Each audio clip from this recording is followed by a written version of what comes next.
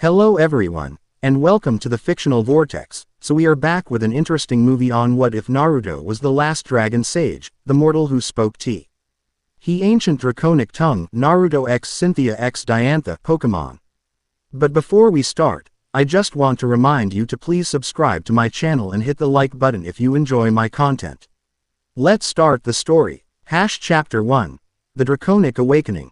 The ancient stone felt warm beneath Naruto's fingertips, defying the chill mountain air that swept through the hidden valley. Symbols carved int. Oh, the weathered monolith seemed to pulse with an inner light as his fingers traced their unfamiliar curves. 23 years of age and a respected Jonin of Konoha, he'd expected this solo Rikane San's mission to be routine: investigate strange energy readings in the remote northern reaches of the Land of Fire, report back his findings, return home. Instead, he'd spent 3 days tracking a Chakra signature unlike anything he'd encountered before. "What are you?" Naruto murmured, his breath creating small clouds in the dawn air.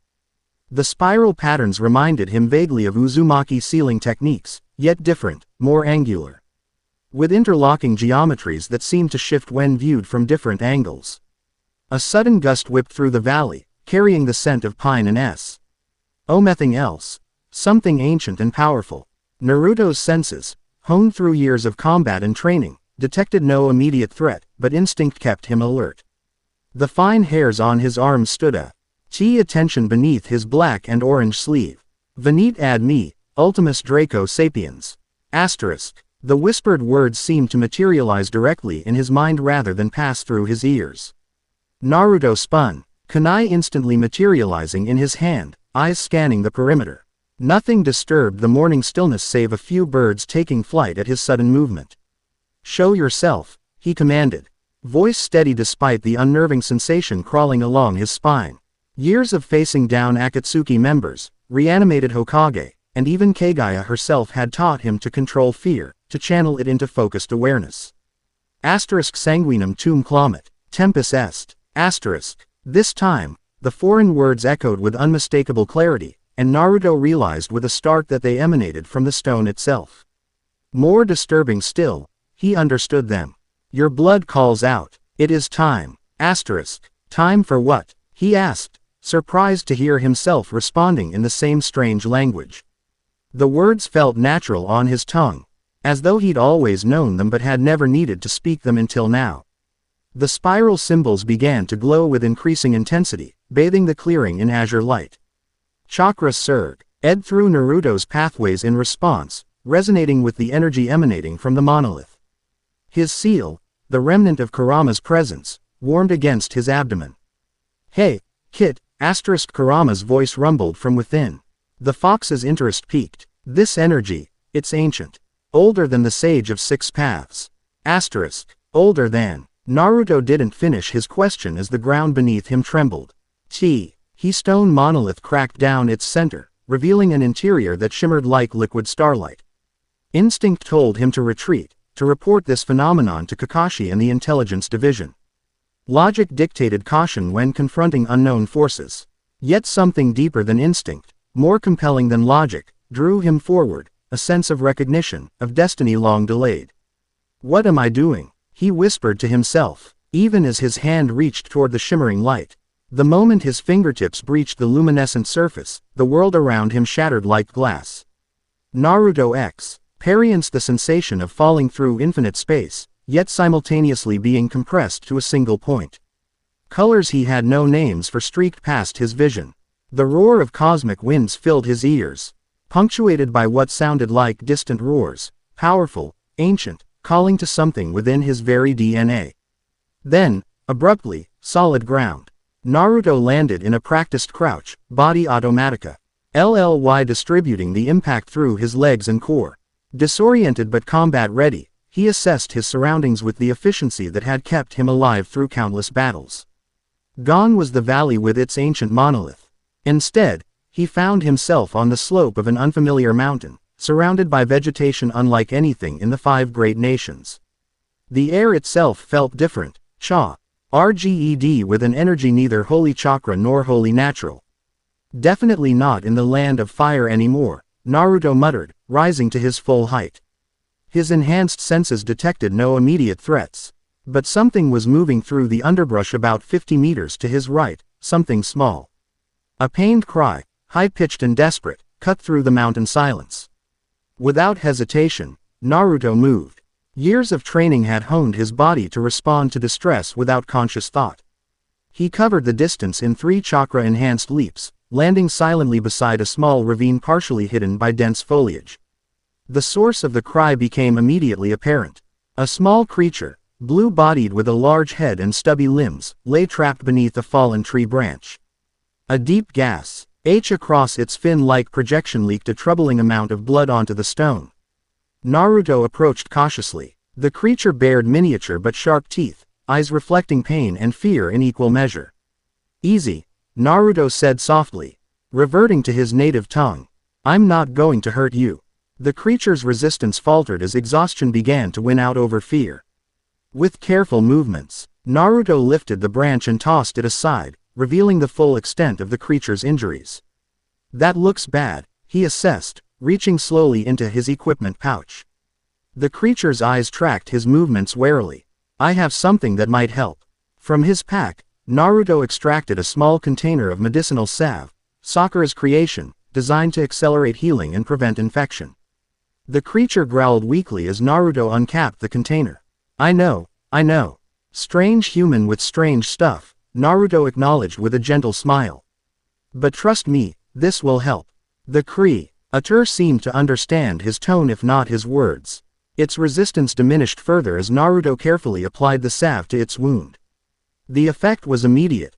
The bleeding slowed, and the creature's tense posture relaxed slightly. "That's it," Naruto encouraged. "Just need to wrap it now." As he reached for a bandage, the creature's eyes suddenly widened. It stared at Naruto with an intense eye that seemed impossible for its diminutive size, then made a series of sounds, guttural, complex, and utterly foreign. Yet Naruto understood perfectly. "You speak the ancient tongue. Are you a dragon friend?" Naruto froze, bandage suspended in midair. I can understand you." The creature's jaw dropped slightly, revealing more of its sharp teeth. "You do speak. The elders said the dragon friends were gone from the world." "Dragon friends? I don't." Naruto began, then stopped as realization dawned. He wasn't speaking his native language, nor was he speaking the strange language from the monolith. This was something else entirely, yet the words flowed from him as naturally as breathing. "What are you? Where am I?" The creature attempted to stand, wincing with the effort. "I am Gible, a dragon Pokémon. You were in Sinnoh, near the base of Mt. Coronet. Pokémon. Sinnoh." The words were utterly foreign to Naruto. "I've never heard of either." The creature, Gible, tilted its head curiously. "Where do you come from, dragon friend, that you know not of Pokémon?" Before Naruto could respond, the ground beneath them trembled. Not the directed force of an Earth-style jutsu, but the rolling shake of natural seismic activity. Loose stones clattered down the mountainside as the tremor intensified. Gible's eyes widened in alarm. "Cave collapse. My family." Without hesitation, Naruto scooped up the injured creature and leapt to higher ground as the ravine floor began to crumble. "Where are they?" Gible pointed with a stubby arm toward a narrow fissure in the rock face, now obscured by falling debris. "The nursery cave. The eggs and younglings." Naruto assessed the situation with practiced efficiency. The rockslide was gathering momentum, threatening to seal the cave entrance completely. Civilians in danger, unstable terrain, time critical, parameters he'd worked with countless times. "Hold on tight," he instructed, securing Gible against his chest. His hands formed the familiar cross-shaped seal. Shadow clone jutsu. 20 perfect duplicates of Naruto materialized in clouds of smoke, already moving before they fully formed. They leapt into coordinated action, some reinforcing the collapsing cave entrance with their bodies, others diving inside to locate the endangered Pokémon. Gible stared in astonishment. "How are you using hidden power?" "Something like that," Naruto replied, focusing on the mental feedback from his clones. Through their shared consciousness, he witnessed the interior of the cave, a dozen small creatures similar to Gible, along with several large Spherical objects that had to be the eggs. The tremors intensified. One clone dispersed as a boulder crushed it, sending a flash of its final moments to Naruto's mind. The cave wouldn't hold much longer. Change of plans, Naruto decided, setting Gible down on a stable outcropping. I need both hands for this. He closed his eyes briefly, gathering natural energy. The transformation was instantaneous now, after years of practice, orange pigmentation appearing around his eyes as he entered Sage mode. Enhanced strength, speed, reflexes, and sensory perception flooded his system. Naruto launched himself toward the cave entrance, passing through his straining clones. Inside, he moved with supernatural speed, gathering eggs and frightened young Gible. The Sage mode allowed him to sense the most stable path through the collapsing tunnel and the weakest points in the falling debris. 3 trips in and out, moving faster than the human eye could track. Naruto had evacuated all the cave's occupants to safety. As the last young Gible left his arms, the cave entrance collapsed completely, sending a plume of dust skyward. The adult Gible gathered around him, their wounded kin limping forward to join them. They stared at Naruto with expressions of awe and gratitude. "You saved our nursery," the injured Gible said, voice filled with wonder. "No human moves as you do. What manner of dragon friend are you?" Naruto knelt, allowing his Sage mode to fade. "I'm just a shinobi from Konoha. My name is Naruto Uzumaki." The name seemed to ripple through the gathered Pokémon, eliciting chittering conversations. One larger Gible, presumably an elder, approached cautiously. Uzumaki. The spiral. The symbol of binding and sealing. It gestured toward Naruto's stomach, precisely where his seal was located. The prophecy speaks of one who carries the spiral, who will speak our tongue when the worlds begin to merge. Prophecy. Naruto's brow furrowed. Listen, I appreciate the mystical destiny talk. Believe me, I've had my fill, but right now, I need to figure out where I am and how to get home. The elder Gible seemed unperturbed by Naruto's dismissal. The human settlement of Celestic Town lies half a day's journey east. Humans of knowledge dwell there, studying the old ways.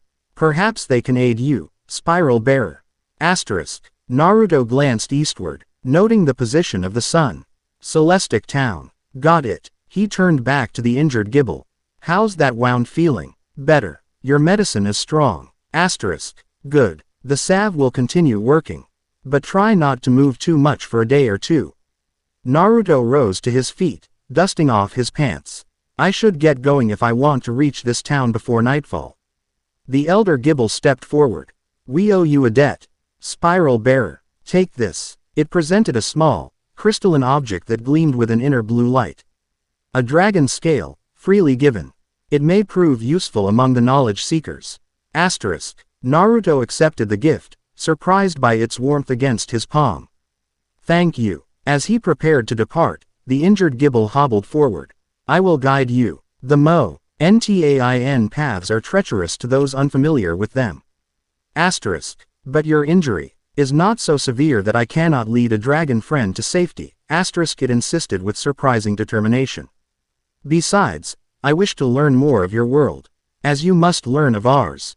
Naruto recognized the stubborn set of the creature's jaw. He'd worn that expression himself often enough. All right, but we go at your pace. And you tell me if you need to rest. The journey eastward took them through landscapes both familiar and alien. Forests reminiscent of those surrounding Konoha gave way to strange meadows filled with flowers Naruto couldn't name. Occasionally, creatures unlike anything in the shinobi world would appear, regarding the travelers with curiosity before continuing about their business. Gible proved to be an enthusiastic, if sometimes confusing, guide. Naruto learned of trainers who partnered with Pokémon, of battles that tested skill rather than threatened lives, of a world where humans and these creatures lived in complex interdependence. So these Pokémon, they're not summons or created constructs. They're natural beings, Naruto asked as they paused by a stream. The sun had passed its zenith, casting long shadows across the mountainside. Gible, refreshed after drinking from the clear water, nodded. We have always been, since the world's shaping. Some say Arceus created all, others that we emerged from the elements themselves. It regarded Naruto curiously. Your world has no Pokémon. Nothing like you. Naruto confirmed, refilling his canteen. We have animals, some normal, some giant or specially trained, and summons, which are creatures from other realms we can call through contracts. But nothing that speaks or has abilities like you've described. And these, jutsu, you mentioned. They are not Pokémon moves, yet they seem similar. Asterisk. Naruto considered how to explain. They're techniques that manipulate chakra, energy that flows through all living things. With training and the right hand signs, we can shape it to create effects. He demonstrated by walking vertically up a nearby tree trunk, adhering to its surface with chakra control. Gible watched, fascinated, like psychic Pokémon, but without being psychic. Remarkable. Asterisk. As the conversation continued, Naruto became increasingly certain that he had somehow crossed between worlds or dimensions. The transportation hadn't been a simple matter of distance, he'd arrived somewhere fundamentally different from the elemental nations. The monolith, he mused aloud. It must have been some kind of gateway. The ancient stones. Asterisk. Gible perked up. There are many throughout Sinnoh, left by the people who could speak to dragons. The elders say they built pathways between distant places. Asterisk. Or distant worlds, Naruto added quietly. By mid-afternoon, they crested a ridge that revealed their destination. Celestic Town nestled in a natural basin, its buildings a harmonious blend of traditional and modern architecture. Most prominent was a large structure near the town center, its design suggestive of a research facility or museum. The House of Knowledge, asterisk. Gible identified. Where who? Mons study the old stories and artifacts. Asterisk. Looks like my best bet for answers, Naruto decided. He glanced at his companion, noting the fatigue evident in its movements despite Gible's attempts to hide it. You've guided me this far, which fulfills any debt you think you owe. You should rest. Gible shook its head stubbornly. I will see you to the Knowledge Keeper. She who knows of dragons.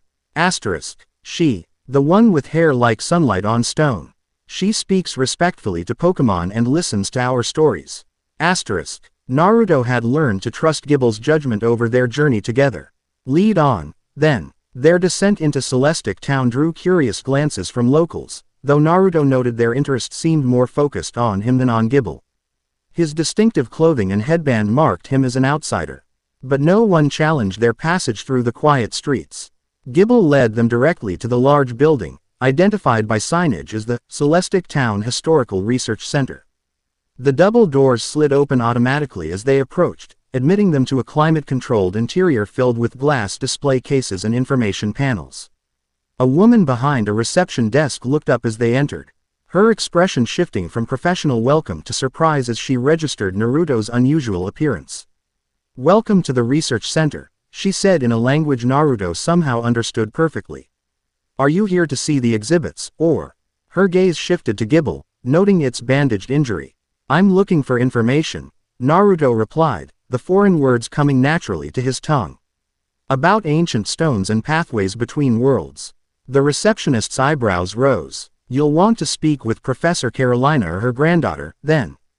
They ove RCR research into Sinnoh's mythology and archaeological finds. She reached for a communication device. Let me see if either is available. While she made the call, Naruto examined the nearest display case.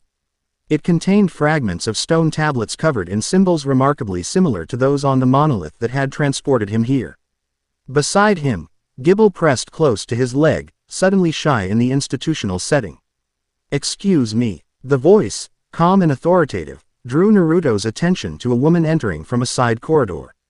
Tall and elegant, with flowing blonde hair and penetrating gray eyes. She carried herself with the unmistakable confidence of a seasoned fighter. Though she wore no visible weapons, Naruto's instincts recognized a formidable opponent. I'm Cynthia, the regional champion and a researcher here. Her gaze was analytical as it moved from Naruto to Gible and back. I understand you're interested in our archaeological findings. Before Naruto could respond, Gible darted forward, chattering excitedly. Stone hair. This is the dragon friend I told you of. He speaks the ancient tongue and bears the spiral seal. Asterisk. Cynthia's eyes widened fractionally. She knelt to Gible's level, responding in the human language. You know this person. What happened to your fin? To Naruto's surprise, Gibble responded in the same human language, though with a simplified vocabulary and grammar. Friend saved nest. Rock fall. Many Gibble safe now. Cynthia looked up at Naruto with renewed interest. You rescued a Gibble nursery during a rockslide. Naruto rubbed the back of his neck. A habitual gesture when uncomfortable with praise. They needed help. Anyone would have done the same. Perhaps, Cynthia said, rising smoothly to her feet, but not everyone could have succeeded. Gibble nests are typically deep in unstable caverns. She extended her hand in formal greeting. Thank you for helping them. Naruto accepted the handshake, noting the calluses. That spoke of both scholarly work and physical training. Naruto Uzumaki. Unusual name, Cynthia observed. You're not from any region one recognize. That's actually why I'm here, Naruto admitted. I need information about ancient stones that might serve as gateways between worlds. If she found the request strange, Cynthia didn't show it. We should continue this conversation in my research office. Whatever brought you here, it seems Gibble trusts you, which counts significantly in your favor. She led them deeper into the facility, past laboratories where researchers examined artifacts behind glass partitions, and through a security door that required her fingerprint to access. Gibble remained close to Naruto, occasionally offering commentary on the surroundings that only he could understand. The stone fragments here came from the Great Mountain Temple, it explained as they passed one laboratory, where the first dragon friends learned to speak our tongue. Cynthia's of Feis reflected both her roles. Bookshelves laden with academic texts stood alongside display cases containing Pokémon League trophies. One wall featured a large map marked with excavation sites, while another displayed evolutionary charts of dragon-type Pokémon. Please, sit, she offered, gesturing to chairs arranged around a conference table. As Naruto took a seat, Cynthia reached into a cabinet and extracted a shallow bowl of specialized Pokémon food, which she placed on the floor for Gibble. Now, perhaps you could explain exactly what brought you to our research center. Naruto considered his options. In his experience, direct honesty often yielded better results than careful half-truths, especially when dealing with someone clearly intelligent enough to detect deception. I'm from another world, he stated plainly. One without Pokémon, where people use chakra to perform jutsu, techniques that might seem similar to your Pokémon moves. 3 days ago, I discovered an ancient stone monolith with spiral symbols. When I touched it, I was transported here, to Mount Coronet. Cynthia's expression remained neutral, though her eyes sharpened with interest. Most people claiming interdimensional travel would be directed to psychiatric services, she noted. But several factors make your case intriguing. She stood, moving to a secure cabinet. After entering a combination, she removed an object wrapped in protective cloth. First, your clothing and equipment are unlike anything from any known region. Second, Gibble, a Pokémon typically wary of strangers, trusts you implicitly. Carefully, she unwrapped the cloth, revealing a fragment of stone tablet. And third, your name, Uzumaki, the spiral, appears in our oldest texts concerning the dragon sages. The stone fragment bore inscriptions identical to those Naruto had seen on the monolith, including a spiral symbol that perfectly matched his clan crest. The texts speak of guardians who could speak directly to dragon Pokémon, who maintained pathways between realms, Cynthia continued. They vanished during a cataclysm thousands of years ago, leaving only fragments of their knowledge and the ruins of their temples. Naruto leaned forward, studying the tablet. This language, I couldn't read it before today, but now. His fingers traced the symbols. It says, when worlds drift too far apart or draw too close, the spiral bearer will restore balance. Cynthia's composure finally broke, her eyes widening in genuine surprise. You can read it. Scholars have debated that passage for decades. I don't understand how, but yes. Naruto looked up at her. Ever since I arrived, I've been able to understand Pokémon speech, at least Gibble's, and now this writing. Something happened when I touched that monolith. Gibble, having finished its meal, climbed onto the table. The elders speak of the blood awakening. When one with the ancient lineage encounters dragon energy, the memories of ancestors stir. Blood awakening. Naruto repeated, drawing a sharp look from Cynthia. You understood what Gibble just said. Directly. When Naruto nodded, She sat down slowly. Remarkable. Even the most experienced trainers only understand their Pokémon through years of companionship and observation of body language. She regarded him with new intensity. Mr. Uzumaki, I believe you may be connected to something my GR and mother and I have researched our entire lives. The dragon sages weren't just myth, they were peacekeepers who maintained balance between powerful forces. Story of my life, Naruto muttered, thinking of his role as Jinchuriki and his experiences with Hagoromo Otsutsuki. Cynthia continued, recently, we've recorded unprecedented energy fluctuations at several ancient sites throughout Sinnoh. Dragon-type Pokémon have been behaving strangely, migrating out of season, appearing in unusual locations. Like something's disrupting natural patterns, Naruto surmised, the parallels to chakra disturbances in his world immediately apparent. Precisely. Cynthia unfolded a detailed map across the table. The energy readings form a specific pattern when mapped. Her finger traced lines between marked locations, revealing a massive spiral pattern across the Sinnoh region. Naruto recognized it immediately. That's identical to the Uzumaki clan seal, which appears repeatedly in Dragon Sage iconography, Cynthia confirmed. Your arrival coincides with these disturbances reaching critical levels. I don't believe that's coincidence. Gible placed a clawed hand on the map's center. The great temple beneath the lake, where worlds touch. Naruto translated for Cynthia, who nodded thoughtfully. Lake Valor. We've recorded the strongest energy fluctuations there, but underwater exploration has revealed nothing significant. She studied Naruto with renewed interest. At least, nothing our technology could detect. The implications settled heavily between them. Whatever had brought Naruto to this world, it seemed connected to an ancient legacy and current disturbances that might threaten both realms. I need to see these energy sites, Naruto decided. Starting with Lake Valor. That would be my recommendation as well. Cynthia gathered the map and tablet, returning the latter to its secure storage. However, the lake is several days' journey from here, and we should properly treat your friend's injury first. Quote, she nodded toward Gible, who despite its enthusiasm, showed signs of fatigue.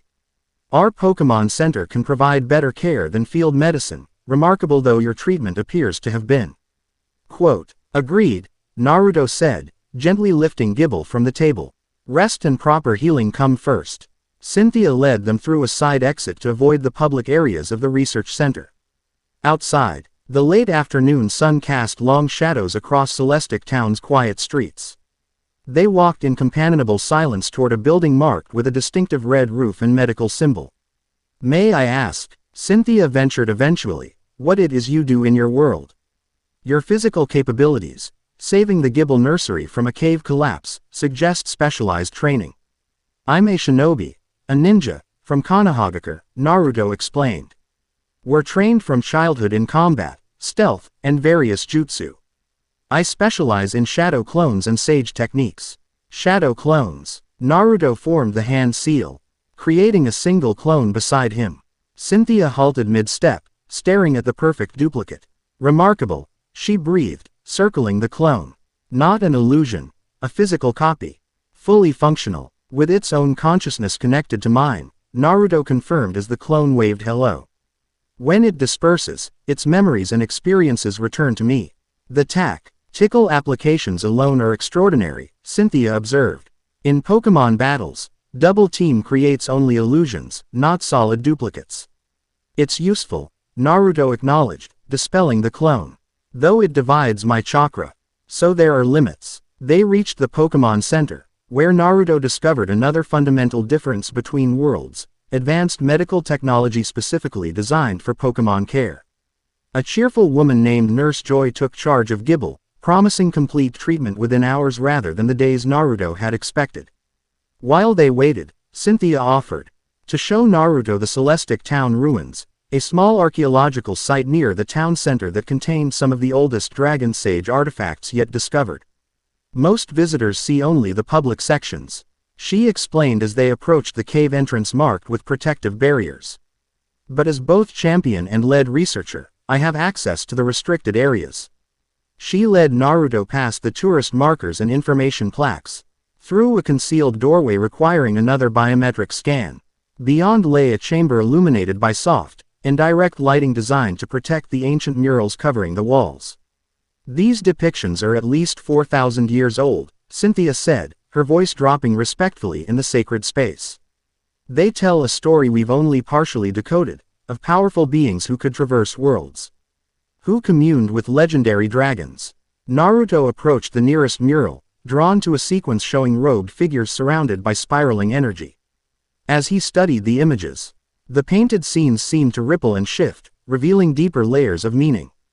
They were maintaining boundaries, he realized aloud, between worlds that were never meant to fully merge or completely separate. Cynthia joined him, her expression thoughtful. You see that from these images. Our most advanced analysis has only suggested territorial demarcation. It's not just the images. Naruto touched the mural gently, feeling energy respond to his chakra. The story is embedded in the pigments themselves. They used chakra-infused paint to record information that only those with the right energy signature could access. A security system 4 millennia old, Cynthia marveled. Can you tell what happened to them? Why they disappeared? Naruto moved along the wall, absorbing the story painted in both visible and chakra layers. A conflict. Something about a shadow that devoured light, that grew stronger as worlds drew closer. He paused before a section depicting a massive dragon-like entity wreathed in darkness, opposed by humans wielding spiral-marked staffs. They sacrificed themselves to seal away this darkness and stabilize the boundaries between worlds. As his fingers traced the spiral symbol central to the ceiling array, the entire mural began to glow with soft blue light. The chamber filled with resonant energy that set the air humming. What's happening? Cynthia asked, her calm voice belying the tension in her posture. Before Naruto could respond, the spiral symbol beneath his fingers detached from the wall, not breaking, but phasing through the stone as though it had never been part of the mural. It hovered before him, three-dimensional and pulsing with inner light. Take what is yours by blood and destiny, last sage. Asterisk. The voice echoed not just in Naruto's mind but throughout the chamber. Acting on instinct honed through years of responding to extraordinary situations, he extended his hand. The spiral symbol floated to his palm, its light intensifying before it seemed to sink into his skin. Chakra surged through Naruto's pathways, foreign yet familiar, like meeting a distant relative whose features echoed his own. No, ledge flooded his consciousness. Techniques, languages, histories of a legacy he had never known was his. He staggered slightly, overwhelmed by the influx. Cynthia moved to steady him, her touch anchoring him to the present moment. Naruto, are you all right? He blinked, the overwhelming flow of information settling into accessible patterns within his mind. I'm fine. Better than fine, actually. He looked at his hand, where the spiral symbol now shimmered faintly beneath his skin like a living tattoo. I think I just received an inheritance. What kind of inheritance? Knowledge, techniques, confirmation. Naruto met her gaze. I am descended from the dragon sages, specifically from those who maintained the boundaries between worlds. That's why I can understand Pokémon speech and read the ancient language. Cynthia's academic discipline warred visibly with wonder on her face. If true, this is the most significant archaeological discovery in recorded history. It's true, Naruto, confirmed with the quiet certainty that had become his hallmark as he matured. And it's also a warning. The boundaries between our worlds are weakening. That's why I was able to cross over, why Pokémon are behaving strangely. He turned back to the mural, which now appeared different to his enhanced perception. If the boundaries fail completely, the sealed darkness, something called Kurayami, the shadow dragon, will be released. A legendary Pokémon? Cynthia questioned. Naruto shook his head. Something older. Something that exists between worlds, feeding on the energy of both. He gestured to the mural's final panel, which showed a single robed figure holding the worlds apart. The text said, when worlds drift too far apart or draw too close, the spiral bearer will restore balance. That's not just prophecy, it's instruction. The weight of this revelation settled between them. Cynthia studied Naruto with the careful assessment of someone accustomed to evaluating both threats and allies. You believe you're meant to prevent this catastrophe, she stated rather than asked. I believe I have the ability to help, Naruto corrected. Whether I'm meant to, that's the kind of Destiny talk I've learned to be skeptical about. But I can't ignore people in danger, regardless of which world they're from. A smile touched Cynthia's lips. A refreshingly pragmatic approach to prophecy. She extended her hand formally. If you're willing to help address these disturbances, I offer my assistance as both Sinnoh champion and researcher. Naruto clasped her offered hand. I accept. Though I should warn you, in my experience, these situations tend to get complicated fast. I wouldn't expect otherwise. Cynthia's grip was firm, her gaze direct. We should collect your Fryan D from the Pokémon Center and prepare for departure to Lake Valor tomorrow. If that is indeed the focal point of these disturbances, time may be of the essence. As they exited the ruins, the setting sun cast the town in amber light. Naruto paused, taking in the peaceful scene, so different from his world, yet now connected to him through blood and legacy he'd never suspected. Something on your mind? Cynthia asked, noting his contemplation. Just thinking about how quickly life can change direction, Naruto replied. This morning, I was a Jonin investigating unusual chakra readings. Now I'm apparently the last dragon sage, responsible for maintaining the balance between worlds. If it helps, Cynthia offered, in my experience, the people who end up with such responsibilities are USU. Ally those best suited to bear them, whether they realize it initially or not. Naruto chuckled. That sounds suspiciously like destiny talk. Call it an observation based on data, Cynthia returned with a subtle smile. The champion title rarely goes to those actively seeking it, but rather to those whose character and abilities naturally rise to the challenge. At the Pokémon Center, they flew. ND Gibble fully recovered and eagerly awaiting their return. The small dragon launched itself at Naruto with surprising speed, chattering excitedly. The healing machine was amazing. And I told everyone about you, dragon friend. About how you made copies of yourself and saved our nest. Asterisk. Naruto caught the enthusiastic Pokémon carefully. Glad you're feeling better. We're planning to visit Lake Valor tomorrow to investigate the energy disturbances. Gibble's expression turned serious. The deep temple. Yes, I must accompany you. The elders would insist. Asterisk. It could be dangerous, Naruto cautioned. All important journeys carry risk, Gibble replied with unexpected wisdom. Besides, you will need a guide who understands both dragon ways and human paths. Nurse Joy approached, smiling at their interaction. Your Gibble has made a complete recovery. The treatment accelerated the natural healing process, but I recommend avoiding strenuous activity for another day. He's not actually Naruto began. Then stopped as Gibble leaned comfortably against his chest. Thank you for your help.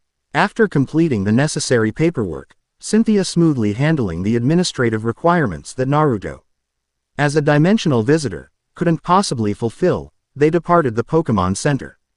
The evening air carried the scent of home-cooked meals from nearby residences, reminding Naruto that he hadn't eaten since that morning.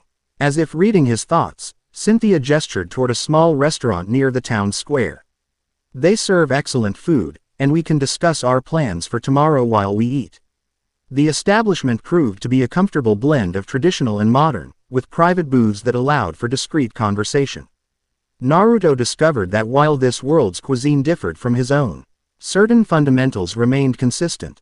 The umami of well-prepared protein, the comfort of hot broth, the satisfaction of properly cooked rice. Gibble, perched on a special Pokémon seat beside Naruto, sampled various offerings with enthusiastic appreciation. Human food is much more varied than what we eat in the mountains, it observed, savoring a morsel of grilled fish. As they ate, Cynthia outlined the journey to Lake Valor, first by road to Solician Town, then south through Route 209.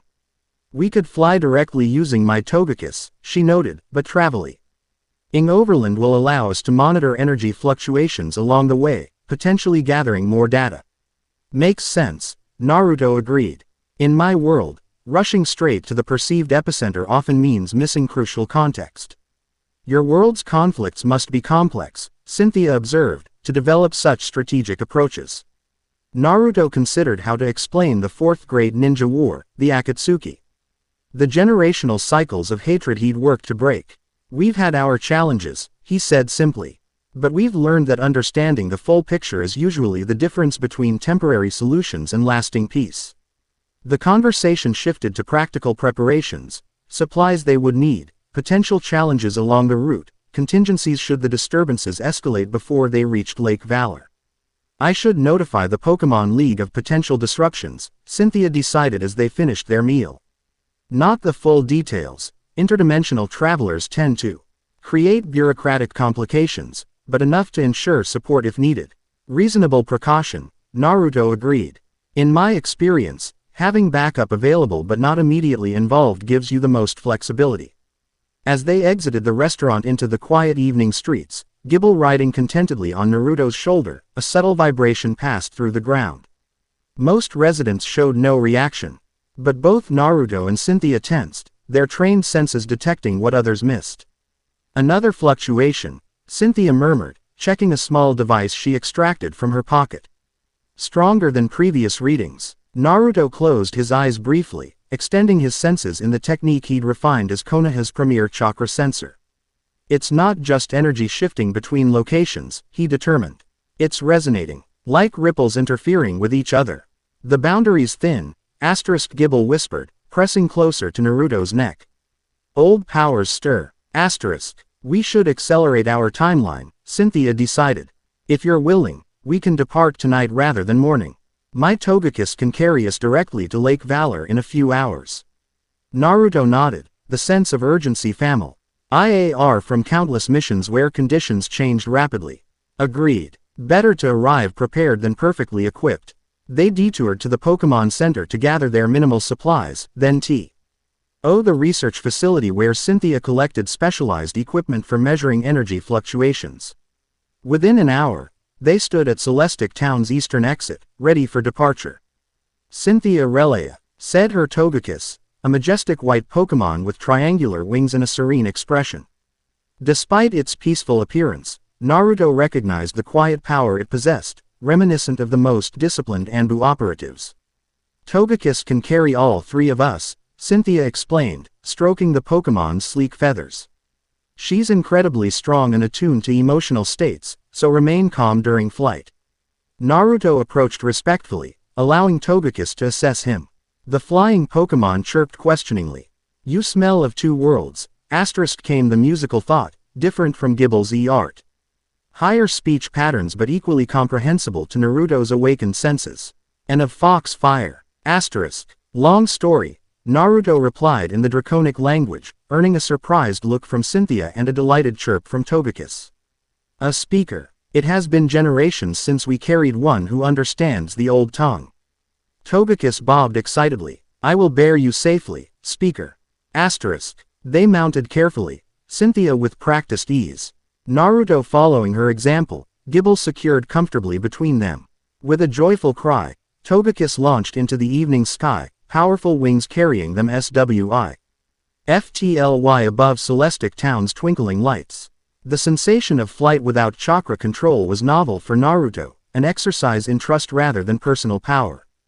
Below them, Mount Coronet's massive silhouette dominated the landscape, while ahead, the southern expanses of Sinnoh stretched toward their destination. As they soared through the star-filled night, Naruto reflected on the day's extraordinary developments. From investigating an unusual chakra signature to discovering an ancient legacy and forming alliances in another world, even by his standards, it had been remarkable. Gible, sensing his contemplation, looked up at him. The elders say that when great changes come, they arrive not as gentle streams but as sudden floods. Your elders are wise, Naruto acknowledged. Though in my experience, how we respond to those floods matters more than the floods themselves. Ahead, barely visible against the night horizon, a faint aurora of energy shimmered above what must be Lake Valor. Whatever awaited them there would be merely the beginning, Naruto suspected, of a journey that would test not only his newly discovered heritage but the bonds he formed in this unfamiliar world. The wind carried the scent of water and energy, growing stronger as Togekiss flew southward. Behind them, Mount Coronet stood silent witness to the departure of the last dragon sage, the unexpected inheritor of a legacy spanning worlds and ages, drawn by blood and circumstance to restore a balance long forgotten. Chapter 1 End Chapter 2, Champions and Challengers. The pre-dawn sky rippled with the real light as Togekiss descended toward Lake Valor. Auroras in impossible colors, jade, amethyst, and cerulean, danced across the water's surface, reflecting phenomena that shouldn't exist in this hemisphere. Naruto leaned forward, his enhanced senses detecting the unnatural chakra signatures emanating from the lake's center. This isn't just energy displacement, he observed, voice carrying over the rush of wind. The barrier between worlds is thinning here. Cynthia nodded, her analytical gaze scanning the shoreline for a suitable landing spot. The readings have intensified since yesterday. Whatever's happening is accelerating. Gibble, who had slept nestled between them for most of the journey, stirred awake. The small dragon Pokémon blinked at the supernatural light show, scales bristling with instinctive recognition. The deep waters stir, asterisk it murmured, pressing closer to Naruto. Old things rise, asterisk. Togekiss banked gracefully toward a clearing among the trees that bordered the eastern shore.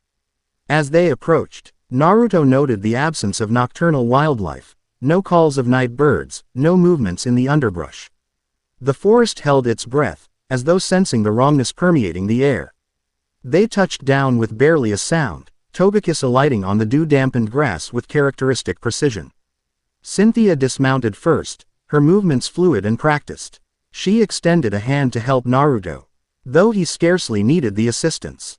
Thank you for the swift journey, Cynthia told her Pokémon, stroking Togekiss's feathered neck. Rest now, I may need you again before long.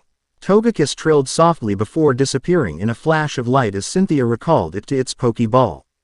The sudden absence of the majestic creature left the clearing feeling smaller, more vulnerable to the pulsing energies nearby. Naruto set Gibble down gently, the small dragon immediately scampering to the lakeshore to investigate. He turned to Cynthia, who was already unpacking monitoring equipment from her travel bag. What exactly do you expect to find here? He asked, helping her assemble a tripod-mounted sensor array. Cynthia secured a crystalline component that pulsed with inner light. Ideally, the source of these disturbances. Realistically, she glanced up, moonlight catching in her steel-gray eyes. Evidence of whether we're dealing with a natural phenomenon or deliberate interference. You suspect someone's causing this? Naruto's shinobi instincts immediately sharpened. In my experience, Cynthia replied, calibrating the equipment with practiced efficiency. When ancient powers stir, someone is usually doing the stirring. Mythical Pokémon rarely surface without provocation. From the shoreline, Gibble called out urgently. Dragon friend, the water speaks, asterisk. Naruto joined the small Pokémon at the lake's edge. The normally crystal-clear waters of Lake Valor had taken on an opalescent quality, shimmering with the same unearthly auroras that painted the sky.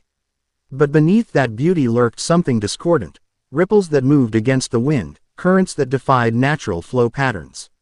Kneeling, Naruto placed his palm flat against the water's surface. Instead of the expected wetness, the liquid seemed to cling to his skin, responding to his touch with almost sentient curiosity. Through this connection, he sensed something vast an ancient dwelling in the lake depths. There's a structure down there, he said as Cynthia joined them. Not natural, constructed, and something aware. Cynthia frowned, her expression betraying rare uncertainty. Lake Valor is home to Azulf, the legendary Pokémon of willpower. But what you're describing sounds different. It is. Naruto closed his eyes, focusing his sensory abilities. The knowledge inherited from the dragon sages provided context for what he perceived. It's a temple. No, more like a seal anchor. Part of the system that maintains boundaries between worlds. The water beneath his palm pulsed. Recognizing his awakened bloodline, images flashed through his mind. Vast chambers carved with spiral patterns, crystals channeling energies between realms, robed figures performing complex rituals. The dragon sages built it, he continued, opening his eyes. To stabilize the boundaries after sealing away Kurayami. Gibble pressed against Naruto's leg, trembling slightly. The elder stories speak of the Great Sealing, when the world shook and the sky bled. When the speaker sacrificed to save all. Asterisk. Cynthia's monitoring device emitted a sharp beep, drawing their attention. The readings on its display fluctuated wildly, numbers and graphs pulsing in patterns that matched the auroras overhead. Energy levels are spiking, she announced, voice calm despite the alarming data. Something's reacting to our presence. The lake's surface began to churn, no longer merely rippling but actively roiling. Concentric circles formed around a central point about 50 meters offshore. The water there beginning to glow with intensifying brightness. Naruto rose smoothly to his feet, body automatically shifting to a combat-ready stance. I don't think that's Azulf. No, Cynthia agreed, reaching for a Pokeball at her belt. Whatever's coming, it's responding specifically to you. The water at the circle's center parted, revealing a pillar of pure light that shot skyward. Within this column, a structure began to emerge, an ancient stone platform supported by ornately carved columns. Water cascaded from its surfaces as it rose fully into view, hovering several meters above the lake. A dragon sage proving ground, Naruto realized, the inherited knowledge supplying identification. They built these as training and testing sites. Cynthia stared at the impossible structure with academic fascination warring against tactical concern. It's been hidden beneath Lake Valor all this time. How did our sonar surveys miss something this massive? Because Chi wasn't fully in this dimension until now, Naruto explained, the concept clear in his awakened understanding. Parts of it existed in a space between worlds. The floating platform stabilized, now, suspended motionless above the calming waters. At its center stood a stone dais inscribed with the same spiral pattern that now marked Naruto's palm. From this distance, even in the dim pre-dawn light, he could see it pulsing with invitation. The proving calls you, Gibble whispered. Will you answer, dragon friend? Before Naruto could respond, the lake erupted again. This time, however, Chi emerged was no ancient structure but a living creature, serpentine and massive, with scales that shimmered between blue and red as it coiled through the air. Its elongated body must have stretched TWNT meters from fanged head to fin tail, and the pressure of its presence pushed against Naruto's senses like a physical force. Gyarados, Cynthia identified, her composure unshaken as she enlarged the Pokeball in her hand. But not a natural one. Those colors and that size are abnormal. The great sea serpent roared, the sound reverberating across the lake with enough force to create ripples on the water's surface. It fixed golden eyes on Naruto, recognition and challenge evident in its gaze. Speaker, its voice thundered in Naruto's mind, deeper and more powerful than Gibble's or Togekiss's. Prove your worth or depart. The proving ground accepts only the worthy. Naruto stepped forward, unintimidated. He'd faced the nine-tailed fox, reanimated Hokage, and Kagaya herself, a guardian. Even one as impressive as this Gyarados would not deter him from his path. I seek understanding, not confrontation, he replied in the Draconic language, voice carrying across the water. If proving my worth is required, then I accept your challenge. The Gyarados's massive head inclined slightly, acknowledging his response. The terms are simple, speaker. Reach the central dais without falling into the waters. Do so, and the knowledge you seek becomes accessible. Fail, and return when you have grown stronger. 50 meters of open water, a floating platform with no visible path. And a giant sea serpent as opposition, Naruto summarized with a slight smile. I've faced worse odds. Cynthia stepped forward, Pokeball at the ready. This isn't your challenge alone. As Sinnoh champion, I appreciate the offer. Naruto interrupted gently, but I think this is something I need to do myself. He gestured toward the Gyarados. It's not attacking, it's testing. Part of the awakening process, I suspect. Reluctantly, Cynthia lowered her Pokeball, though she didn't return it to her belt. Very well, but if that changes from testing to threatening, I will intervene. Naruto nodded, then turned his attention to the challenge before him. The distance to the platform was considerable, but not beyond his capabilities. Under normal circumstances, he could easily water walk across using chakra control, or simply create a chain of shadow clones to form a bridge. But instinct told him this test required more than standard shinobi techniques. The dragon sages had created this proving ground to test specific abilities he was only beginning to access. He formed the familiar hand sign, gathering his chakra. Shadow clone jutsu. 5 perfect duplicates appeared beside him in puffs of smoke. The Gyarados observed with interest but made no move to attack, confirming Naruto's suspicion that this was indeed a test rather than a battle. Spread out along the shoreline, he instructed his clones. Observe and report any patterns in the water or the Guardian's movements. As his duplicates moved into position, Naruto closed his eyes and began gathering natural energy. The familiar sensation of Sage Mode washed over him, enhanced perception, strengthened physical abilities, and deeper connection to the world around him. But this time, something new integrated with the process, the draconic energy that had awakened within him. When he opened his eyes, Cynthia gasped softly. "Your appearance." Naruto couldn't see the changes himself, but he could feel them. His sage markings had altered, taking on patterns reminiscent of dragon scales. The spiral symbol on his palm glowed visibly through his skin, pulsing in rhythm with the distant dais. Dragon Sage Mode, he named it instinctively, the knowledge surfacing from his inherited memories. The combination of natural energy and draconic power. The enhancement wasn't merely cosmetic. His senses expanded dramatically, perceiving energies and patterns previously invisible. The lake's surface now appeared as a complex network of force lines and pressure points. The Gyarados itself radiated deep power that flowed in predictable currents, revealing potential openings. Most significantly, Naruto could now see faint traces of platforms, stepping stones of energy, leading across the water to the central structure. They weren't physical constructs but concentrations of draconic energy, invisible to normal perception. "I see the path," he told Cynthia, who watched with analytical interest. His isn't just about power or combat prowess. It's about perception, seeing what's hidden between worlds. "The true path lies between," Gibble confirmed, watching with wide-eyed admiration. "As it always has for dragon friends." Naruto took a deep breath, centering himself. With a decisive step, he moved onto the water's surface, chakra automatically adjusting to maintain his footing. The Gyarados watched, massive body coiling in preparation. His first leap carried him to one of the invisible energy platforms. Though it appeared as nothing but empty air to normal vision, under his feet Chi felt solid, a concentration of power substantial enough to support his weight. The sensation was different from water walking. Rather than continuously exerting chakra to stay above the surface, he needed only to harmonize his energy with the platforms. The Gyarados moved then, massive tail sweeping across his projected path. Rather than attempting to avoid it directly, Naruto leapt upward, using the momentum to propel himself toward the next platform.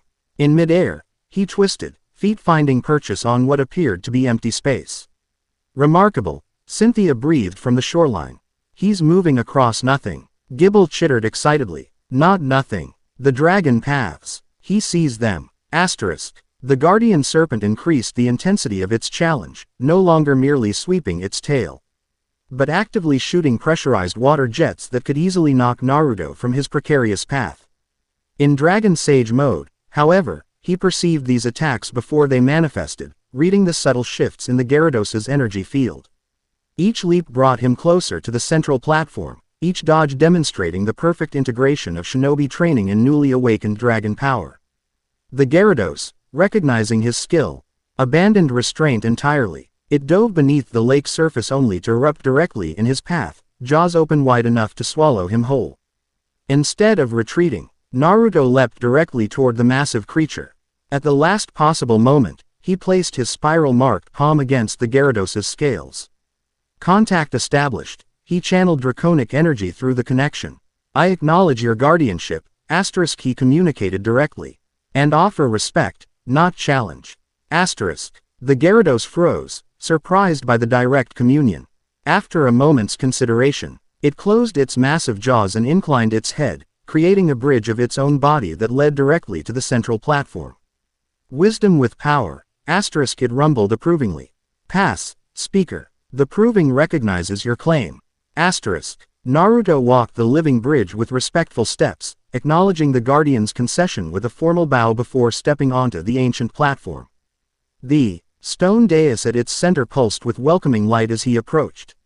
From the shoreline, Cynthia watched with undisguised fascination as Naruto completed the challenge.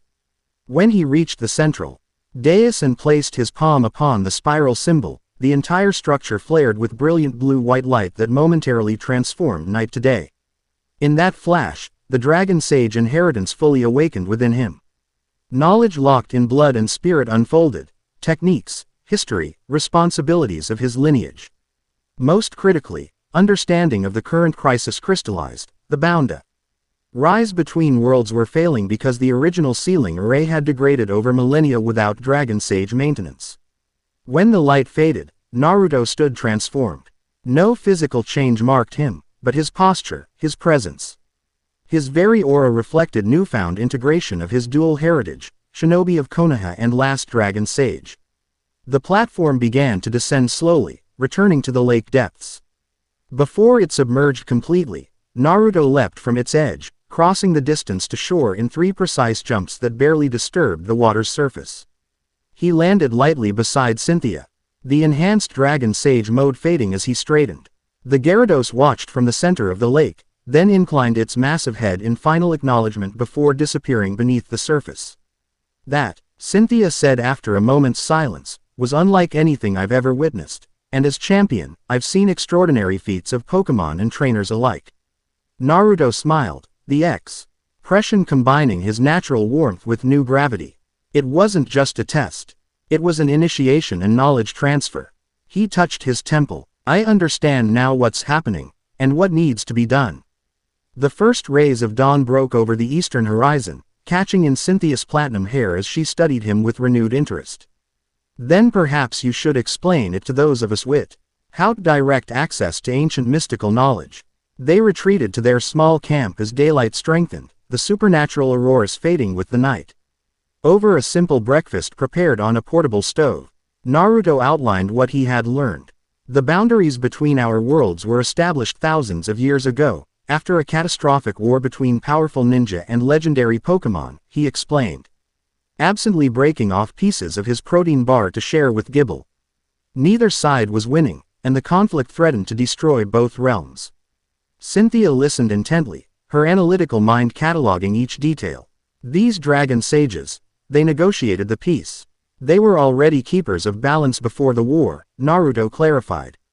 Humans with the rare ability to understand and communicate with dragon-type creatures across dimensions. When the boundaries between worlds began to blur naturally, they established controlled pathways to allow limited, beneficial interaction. He traced the spiral symbol now permanently marked on his palm. But a creature called Kurayami, the Shadow Dragon, exploited those pathways. It fed on the energy of both worlds, growing more powerful as dimensions drew closer. And they sealed it away, Cynthia concluded, connecting this new information with what they'd discussed earlier. At great cost, Naruto confirmed. Most of the Dragon Sages sacrificed themselves to create the sealing array, which simultaneously contained Kurayami and reinforced the boundaries between worlds. Gibble, who had been uncharacteristically quiet during the explanation, spoke up. The elders say the last speaker gave his eyes to see between worlds, his voice to command the seals, and his heart to fuel them for all time. Asterisk. Poetic, but essentially accurate. Naruto translated for Cynthia's benefit. The sealing array was designed to be maintained by subsequent generations of Dragon Sages. But something happened, a purge or catastrophe that nearly wiped out the bloodline. He gazed across the now peaceful lake, its surface no longer betraying the ancient temple beneath. Without maintenance, the seals have degraded over centuries. The boundaries are thinning, allowing energy bleed through. If they collapse completely, Kurayami escapes, Cynthia finished grimly. And the war between worlds resumes. With potentially worse consequences, Naruto added. Both our worlds have developed significantly since then. The destructive potential of modern ninja techniques combined with the power of legendary Pokémon could devastate both realms. The gravity of the situation settled between them. Cynthia methodically packed away their breakfast supplies, her movements precise and controlled as she processed the implications. The other energy disturbances across Sinnoh, she said eventually. Are they all failing seal anchors? Some are, Naruto confirmed. Others are natural thin points between dimensions that have existed since before the sealing. They're all connected in a network, the spiral pattern you mapped. He stood, scanning the surrounding forest with new purpose. We need to stabilize the Lake Valor anchor first, then address the others in sequence. The knowledge I've gained includes the techniques necessary, but some will require components from specific locations. Cynthia rose as well, her decision made. Then our next destination should be Solacean Town. The ruins there contain artifacts similar to what you've described, and it's positioned at one of the energy points on our map. Agreed. Naruto turned to Gibble, who had been contentedly finishing the remains of their breakfast. Will you continue with us? Your understanding of Pokémon perspectives could prove valuable. The small dragon puffed up with importance. Of course, a dragon friend needs a dragon companion. It is tradition. Asterisk. Cynthia smiled at their exchange, though she couldn't understand Gibble's side of the conversation. I take it our friend is staying. Apparently, I'm not properly equipped without a dragon companion, Naruto replied with a hint of his old grin. Who am I to argue with tradition? They broke camp efficiently, Cynthia collecting her monitoring equipment while Naruto secured their supplies. The journey to Solacean would take most of the day, even traveling at speed. We could fly again, Cynthia suggested. But Togekiss needs rest after our night journey. We'll need to proceed on foot, at least initially. I'm fine with that, Naruto assured her. It gives me a chance to observe the landscape more carefully. These energy fluctuations might manifest in ways your instruments don't register. They set out along the eastern shore, following a trail that would eventually connect with the main route to Solacean. The morning was pleasantly warm, Lake Valor's waters having returned to their normal crystal clarity in the daylight. As they walked, Cynthia's professional curiosity prompted RTHER questions about Naruto's world and abilities. These shadow clones you create, they're fully physical duplicates, not illusions. Complete copies, down to the cellular level, Naruto confirmed. Each has independent thought and action, though we share a consciousness. When they disperse, their experiences and knowledge return to me. The applications for research would be extraordinary, Cynthia mused. Imagine conducting multiple experiments simultaneously, each observed with identical precision. Naruto chuckled. I mostly used them for training. Accelerated learning through parallel experience. Efficient. Cynthia approved. Though I imagine the mental processing must be challenging when they return their experiences to you. It was, initially, Naruto acknowledged. Sensory overload. Confusion about which memories belong to which instance. But over time, my mind adapted. Their conversation paused as they navigated a particularly dense section of forest. Gibble scampered ahead, occasionally calling back warnings about loose terrain or identifying edible berries growing alongside the path. And this, Sage Mode, you mentioned, Cynthia continued once they reached easier ground. It's different from your Dragon Sage abilities. Related but distinct, Naruto explained. Traditional Sage Mode involves gathering natural energy and balancing it with physical and spiritual energy to enhance abilities. It's a technique I learned from the toads of Mount Myoboku. Toads. Cynthia's eyebrow arched with interest. Sentient beings in your world, I presume. Mons. Creatures from another realm that contract with specific shinobi. Naruto smiled at memories of Gamakichi and the others. The Dragon Sage Mode seems to be an evolution of that technique, Core. Orating Draconic energy is a fourth component. Their path emerged from the forest onto Route 214, a well-maintained road that would take them north toward Solacean. The late morning sun warmed the landscape, bringing out travelers and trainers who had waited for daylight to begin their journeys.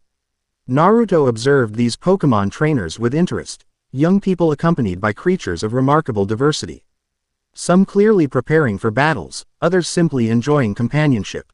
The relationships reminded him somewhat of shinobi partnerships with Ninken or other animal allies, but with greater emphasis on mutual growth rather than strictly mission-oriented cooperation. One young trainer, noticing Cynthia, approached with wide-eyed excitement. You're the champion, he exclaimed, clutching a Pokeball nervously. Could I possibly challenge me to a battle? Cynthia finished with practiced diplomacy. I appreciate your enthusiasm, but I'm currently engaged in important research. She gestured to Naruto. Perhaps another time. The boy's disappointment was palpable but short-lived. His gaze shifted to Naruto, curiosity overcoming his initial dejection. Are you a strong trainer too? Your clothes are really different. Before Naruto could formulate a response appropriate for this world, Gibble saved him the trouble by launching into an enthusiastic, if grammatically simplified, declaration. Strongest. Makes many selves. Speaks dragon talk. The boy's eyes widened further. Your Gibble can talk human language. That's amazing. It's a recent development, Cynthia intervened smoothly. Part of our research, in fact. If you'll excuse us. They continued north, Naruto quietly thanking Cynthia for the diplomatic extraction. I'm not sure how to interact with people here, he admitted. In my world, being a powerful shinobi carries certain protocols and expectations. Being champion has similar complications, Cynthia replied with understanding. Public recognition brings responsibilities and assumptions that can be limiting. Something in her tone suggested personal experience with those limitations. Naruto glanced at her profile, noting the subtle tension in her otherwise composed expression. You didn't choose the public aspects of being champion, he observed. Cynthia's gray eyes flicked to him, mild surprise registering at his perception. No, I chose to test my abilities against the strongest opponents, to push the boundaries of what my Pokémon and I could achieve together. The ceremonial duties, the constant recognition, the pedestal people place you on, those came with the title. I understand that better than you might think, Naruto said quietly. Being Hokage, leader of my village, was my dream for years. But watching Kakashi-sensei deal with the administrative and diplomatic responsibilities has been educational. This earned a genuine smile from Cynthia. You haven't claimed your village's championship yet, then. Not yet, Naruto admitted. After everything with the war and Sasuke, I realized I needed more experience outside the village before I could effectively lead it. His expression turned reflective. Though at this rate, interdimensional crises might delay those plans indefinitely. Their conversation paused as they reached a crossroads where Route 214 intersected with Route 213. A small rest station offered refreshments and basic supplies for travelers. By mutual agreement, they stopped to replenish their water and give Gibble a chance to rest its shorter legs. While Cynthia spoke with the shopkeeper about recent unusual occurrences in the area, Naruto stepped outside to scan their surroundings. In the distance to the northwest, he could make out the distinctive silhouette of Coronet's Peaks, the mountain range that bisected the Sinnoh region and housed the original monolith that had transported him to this world. His enhanced senses detected a subtle distortion in the air about half a kilometer east of their position, not visible to normal sight, but perceptible as a rippling in the natural energy flow. Curiosity piqued, he created a shadow clone to investigate while remaining with the group. Useful ability, Cynthia commented, emerging from the shop to find him apparently sending himself on reconnaissance. Did you detect something? Energy disturbance due east, Naruto confirmed. Not major, but unusual. My clone will check it out while we continue toward Solacean. They resumed their journey northward, the terrain gradually shifting from lakeside forest to more open grasslands. Gibble, energized after its rest, ran ahead, occasionally disappearing into self-dug tunnels only to emerge several meters further along their path. Midday had passed into early afternoon when Naruto received the memories from his dispersed clone. The images caused him to halt mid-stride, expression sharpening with concern. What is it? Cynthia asked, immediately alert to the change in his demeanor. A tear, Naruto replied grimly. Not just energy bleed through, but an actual rift between dimensions. Small, about the size of my hand, but actively growing. He turned eastward, where the distortion would be invisible to normal perception. It's allowing direct transfer between worlds. My clone saw vegetation from the land of fire growing around the tear's edges, intermingling with local plant life. Quote, Cynthia's expression grew serious. If flora can transfer through, fauna might as well. Potentially including dangerous species from your world. Or this one into mine, Naruto added. We need to seal it before it expands further. Solacean's ruins are still hours away, Cynthia noted, already calculating alternatives. Can this tear be addressed with what you've learned? Or do we need specific components from the ruins? Naruto considered the question, accessing his newly acquired Dragon Sage knowledge. I can stabilize it temporarily with the techniques I know now. A permanent seal would require components from a major anchor point, but we can't risk leaving it unaddressed. Decision made, they diverted eastward, Naruto leading them directly toward the dimensional tier. The distortion became visible to Cynthia only when they were within 100 meters, a shimmering in the air like heat haze, but with unnatural angular patterns. It's beautiful, she observed quietly.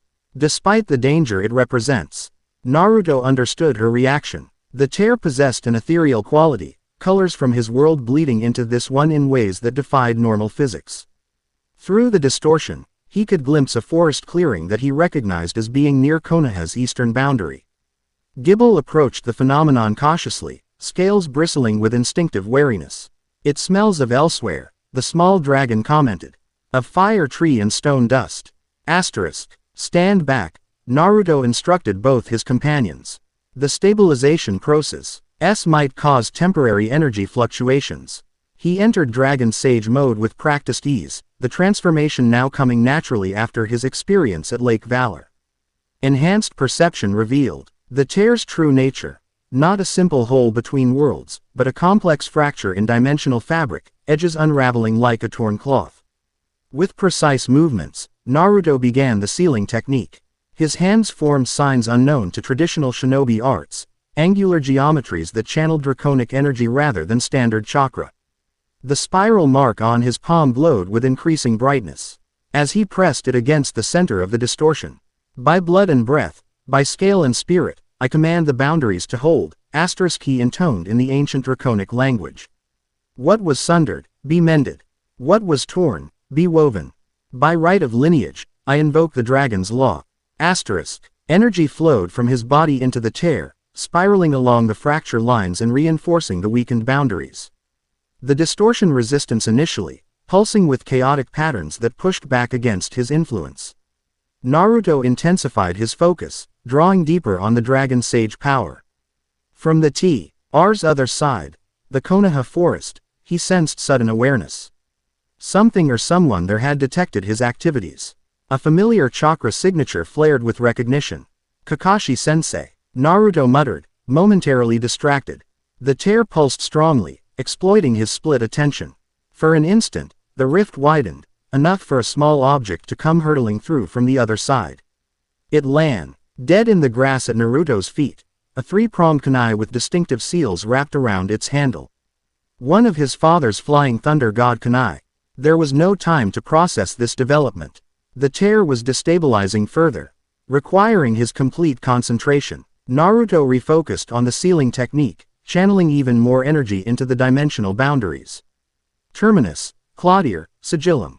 The final command resonated with authority born of bloodline and inheritance. The tear's edges began to draw together, the fracture lines mending under his influence. With a sound like crystal chimes, the distortion collapsed in upon itself, shrinking from hand size to pinpoint to nothing.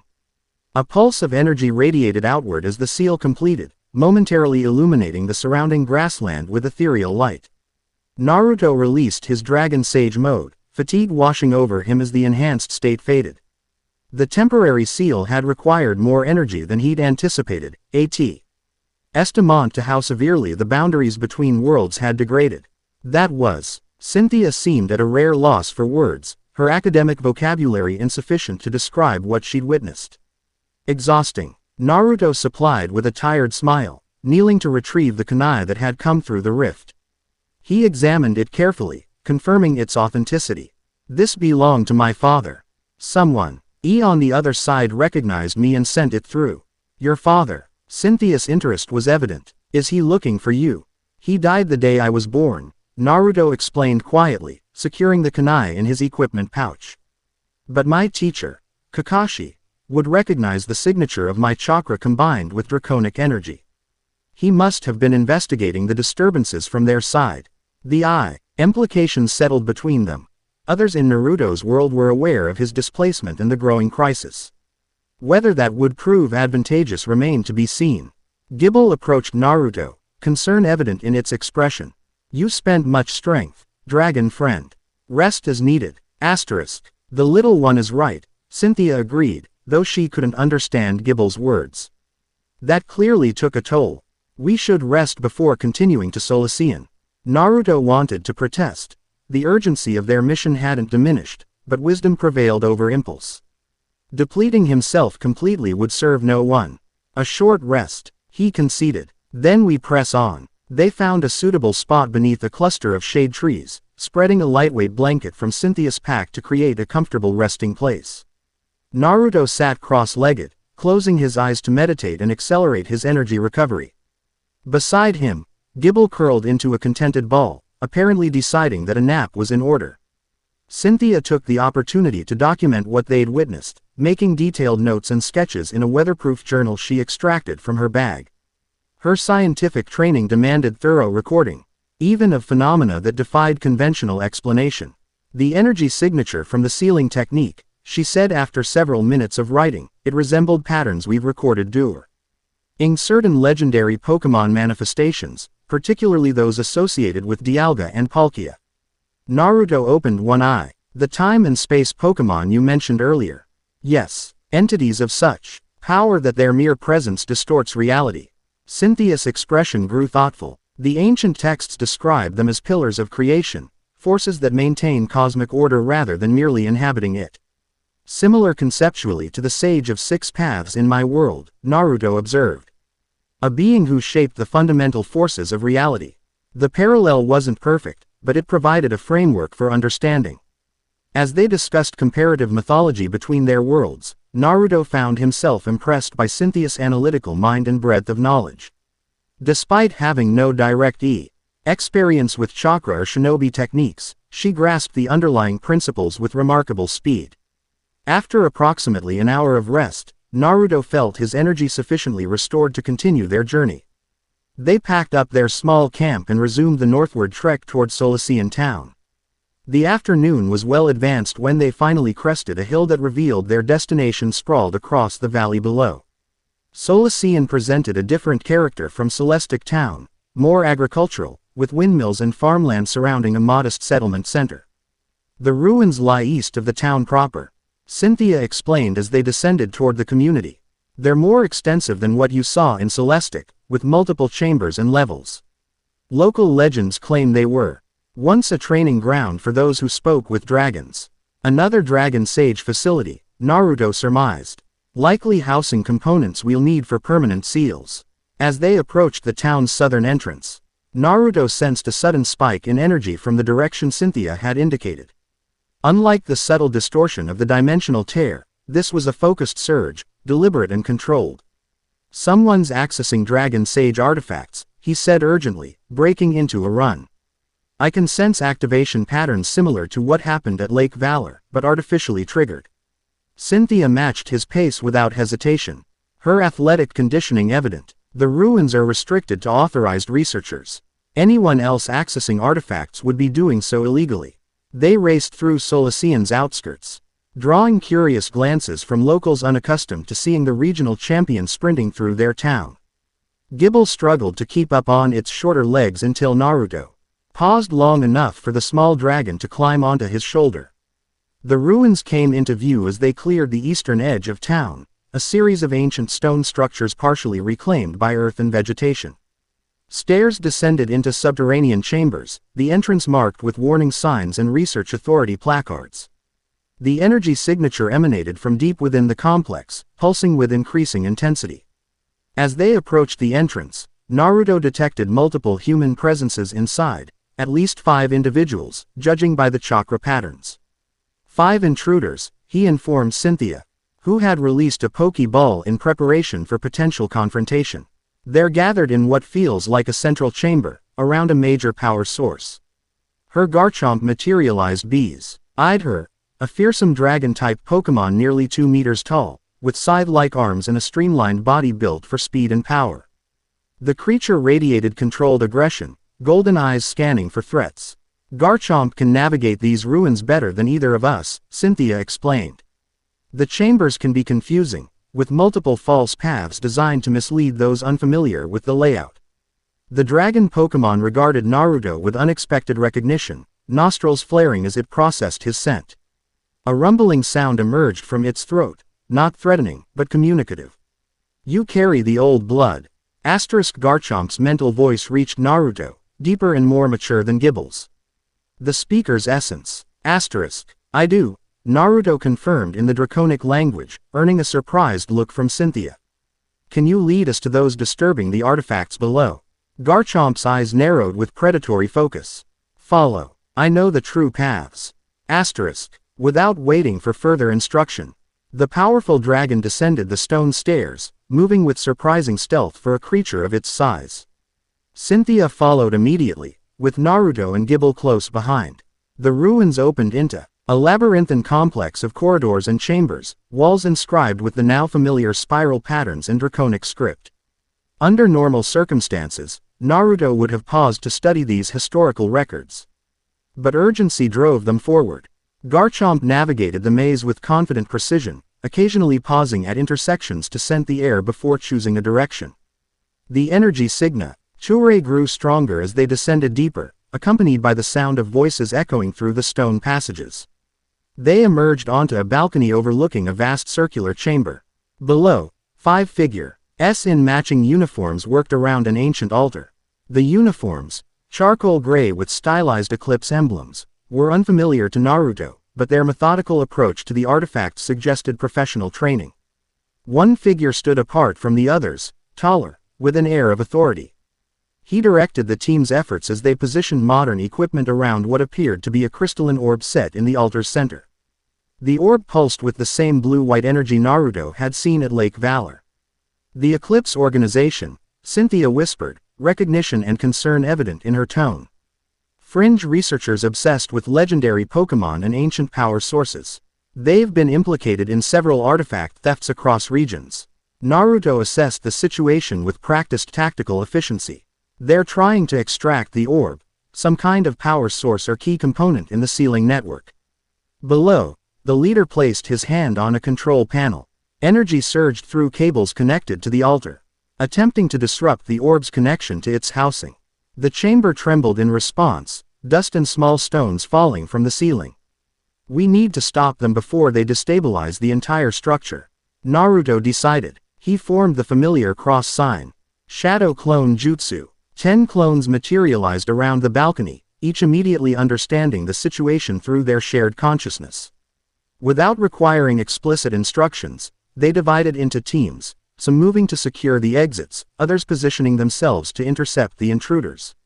Cynthia raised an eyebrow at this display of tactical coordination but didn't question it. Garchomp, prepare Dragon Claw but hold for my signal. We want them detained, not harmed if possible. The dragon growled acknowledgement, claws glowing with latent energy. Beside Naruto, Gibble vibrated with excitement, clearly eager to participate despite its small size. I can help too, it insisted. I know Dragon Rage. Stay with us for now. Naruto instructed gently. If things get complicated, we may need your abilities. With a subtle hand signal to his clones, Naruto initiated their intervention. The duplicates moved with synchronized precision, dropping to the chamber floor and surrounding the Eclipse team before they could react to the intrusion. Step away from the altar, one clone commanded, voice echoing in the cavernous space. By authority of the Dragon Sage and Sinnoh Champion.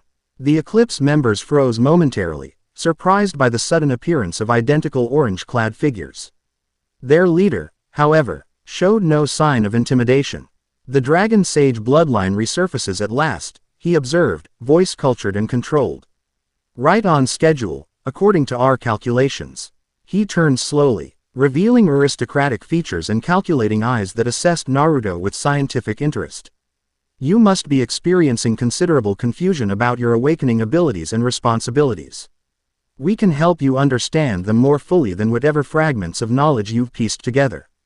Naruto recognized the approach, a tactical attempt to create doubt and division. It was a technique he'd encountered in various forms throughout his shinobi career. Your help involves stealing components of a sealing array that's preventing dimensional collapse, he replied evenly.